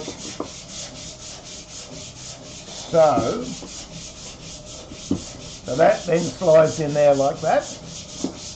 This part here is dovetailed into that, and the whole construction then gets glued up, and it's super strong. And these tracks down here were done with a plough plane. So if you want to check that stream out, that was the last stream I did on Monday with Terry. I'm going to actually break it down and put it up on YouTube. I like the sound effects. No more. He's into it. I tell you, he's taken all this sanding dust home. I'm putting it in the back of his... I've left it now so I can... I'm putting it in the back of his brand new Jag he's got parked out the back. If I've got a board shot. Oh, you want a big shot? There you go. There There's a big shot. There you go. It's a big shot. So that's actually quite a... Yeah. You wouldn't want to come home late at night. I was going to say, did you make that for me or the missus? Yeah. I reckon you should take it home to Stella. She'll sort you out. No. That's it. Too big and heavy to be around our place. So again, it's just a matter of... Take your mask off. Oh. You've got to remember these things. See, Stella might have missed that. And she could be watching, and she'll be going, that's my new rolling pin. Yeah. And so I've left that so it can go back on the lathe and be sanded. So I'll leave that to you to sand, Steve. No, I was wondering, can you Actually, pretty good. put the chatter work over, Yeah. and then we can have. Have a feel here. Then we can Put the have. camera, put the camera on you if you want. What do you call that thing? Ravioli. Oh, That's yeah. it. I'll put little Z's in it, and then we can just you cut can- the ravioli bits Oh, out. yeah, make the there's just a little bit of a spot in the middle. Just There you go. It can be just hand sanded from now on with the block. Hmm. Well, how would you sand it on the lathe? Because you can take it home and sand it on yours. I can take it home. I reckon it might be used as an Oh, implement of motivation for Yeah, you. yeah, it's actually quite nice. I'm sure Stella will like it. Yeah, take it home to sell it. It's unusual. You wouldn't. There's not much yellow. What do you think of that shape handle? No. Oh, I prefer it a bit longer. Because it will see. Yeah, I was trying to come off save the that. edge. Yeah, you got to. I've got big hands. What can I tell you? I was trying to save that, get at least a bit of rolling pin in amongst it, but you need that size, that diameter. You definitely need that diameter. Yeah, no, that's good. Because some of the ones now they're scungy, aren't they? Yeah. They're 2 inches. and the handles are Not a good bit- at all. So that's a rolling pin. A lot of learning, a lot of simple ways of getting the same diameter, and a few tips along the way. I hope you found that valuable to some degree. Even if you learn one thing. Well, that was, even if you learn, you don't want to do woodworking. That doesn't matter. It's a lesson you've learned. Hang on, let me go here. Ah, dear. Yeah, no, I do vacuum the shed, Max. I've got a big vacuum cleaner. I've got a dust extractor. I just wanted Theo to feel weak. That was all. That's for Theo's wife. Hang on, I've got some nails here. You want some nails to put it on? Stella, if you're watching, Oh my God. I'm hungry. Brilliant. Can I come round for lunch? I'll have to take some wood to chew on the way. So I've got a 2.5 hour drive. Oh, that's right. You're off to Stanthorpe. Stanthorpe, yeah. Well, we didn't do half the stuff we wanted to do. It's just, but that's the thing with woodwork. You think, and I know if anyone's out there that's been doing it for any more than 5 minutes, and Theo would agree, and any woodworker I know, you think, oh, I'll do that in 3 hours. No, it's more like 3 days because it does take time. Okay, we're chatting a bit because we enjoy the chat We room. do. The thing is, the more you rush, the twice as long Longer it it takes, takes, the longer yeah. it takes. Because you make mistakes and you have to whatever. do it twice. And half the time, if I'm doing planing, I don't want to rush it because I really enjoy the experience of being in there and doing it. I mean, with Terry, yeah, boy, oh boy, that was a big 2 days. But gee, we had a good time. And it was just discovering new ways of doing things and using different tools. Yeah, that's it. That just about pulls us up, actually, because Theo's got to leave to go to his gig he's playing in. You're playing tonight? Tonight. Tonight! Yeah, from 6:30. Tonight! So I'll be down the coffee club all by myself if someone wants to come down and buy me a coffee. I tell you what, I think I have to go past that way. Maybe. Oh, I think we should have a coffee. Because it's your yeah. shout. So maybe. Oh, no, if you're running late, mate, off you go. No, we'll go and have a coffee. Yeah. But any last questions? Would you like to know? Want some more? From now on, it'll be only on Twitch. We'll be streaming. We'll be putting shorter videos up on YouTube. But if you want to join in the stream, and we really hope you do, please flick over to twitch.tv/woodworking masterclass, and to watch Theo, it's twitch.tv/woodturning. I'll be streaming next week. Actually, it's the first stream I'll be doing out of the in-house workshop. That'll be on Thursday, which will be Wednesday night if you're north of the equator. Yeah. No stream next Saturday, I'm really sorry, but if you're around Toowoomba and you want to go to the Lost Trades Fair, I'll be there demonstrating with H&T Gordon, and Theo will be there in the crowd heckling. Or he's just said he might bring his... They most likely got a treadle lathe up there. Yeah, I'll have a go. Yeah, you'd be able to go. Oh, Bob's yes. just walking. No! I'm Everybody's in here. trouble with the door open. I said, oh, it's Bob, it's not, it's the missus. Huh? Hello, darling. Hello, darling. Hello, So sweet. let's How'd you go. go? Did you get some sunburn? You going to say hello to people? Oh, Bob's now come in. You want some Toblerone? Would you like a bit of chocolate? Not at the moment. She's been swimming. She's been off swimming with the little yard apes. Yeah, yard apes, whatever you want to call them. Did they have a good time? I think so, yeah. There you go. So that's Gee whiz, you're hot. It's hot out there. It is. Yeah, baby. You had a hat Yes, on I- though, didn't you? No, but I sat under the under the shade. How did they go? Get sunburned? No, No. good. Oh, that's yeah. good. So All right. we got out of the pool just after 10, I suppose, and we went over to the shopping centre room. Did you go to St. Teresa? No, Just too many people, too much because money. that's our special No spot. appreciation. That's it. That's it. Now here's Bob. Where is he? He's just plunked himself down. Yeah, but Making cables. Do you want me to shut the door? yes, Doesn't please. annoy you? No, we're finishing up now. Yeah, Bob. We're going. Ah, We're slow going. is fast. We're going. Look at that tail go. Hey. Oh. What's your Here it favourite comes. type of wood to work with? There we go. Mine, I really don't think I have an absolute favourite. I'm enjoying working with cedar. I like working with chili metal. I really do like black walnut. That's nice. Queensland walnut's nice. What's your favourite wood to turn there? Coachwood these days. Yeah. Yeah, it turns beautifully. Yeah, you hadn't heard of coachwood until I gave No, you a but bit. I'm still really enjoying, figured wood, Blackheart sassafras. I don't know if you saw that gobbler I turned the other day while people were watching. Blackheart sassafras, it's just nice. And the grain's fantastic. You can cut any which way and it just doesn't tear out. So that's I don't know how it turns, but you can get poplar in the States. It looks just like Blackheart. If I pulled a couple of bits. Okay, I hope that answers that question. Canker culture. Kingdom, worker triples the amount of time needed if they make mistakes. Do it right the first time and you're a good worker. We're not good woodworkers apparently. No. We don't get it right the first time every time. We try. I had to. No, Levin said hi. Mate, she's gone, but I'll pass it on. I had to steel myself today. You did. You're very abrasive. Yeah, I'll tell her, Max, thank you. See, there's fun See you, smells. Max. Oh, we've got some gorgeous smelling timbers. Coachwood's one. Oh yeah. If you could smell coachwood Excellent. when we're turning it, it's like caramel sauce. Yeah. Hot caramel fudge. The other one, that's sandalwood. I really enjoy the smell Sandalwood. of that. Scented rosewood's nice too. Okay. That's really. You've turned that, haven't you? Scented, No. I've got a bit out there. You'll have to What turn about it green next leaf time. tree wood? Yeah, providing the fan's on.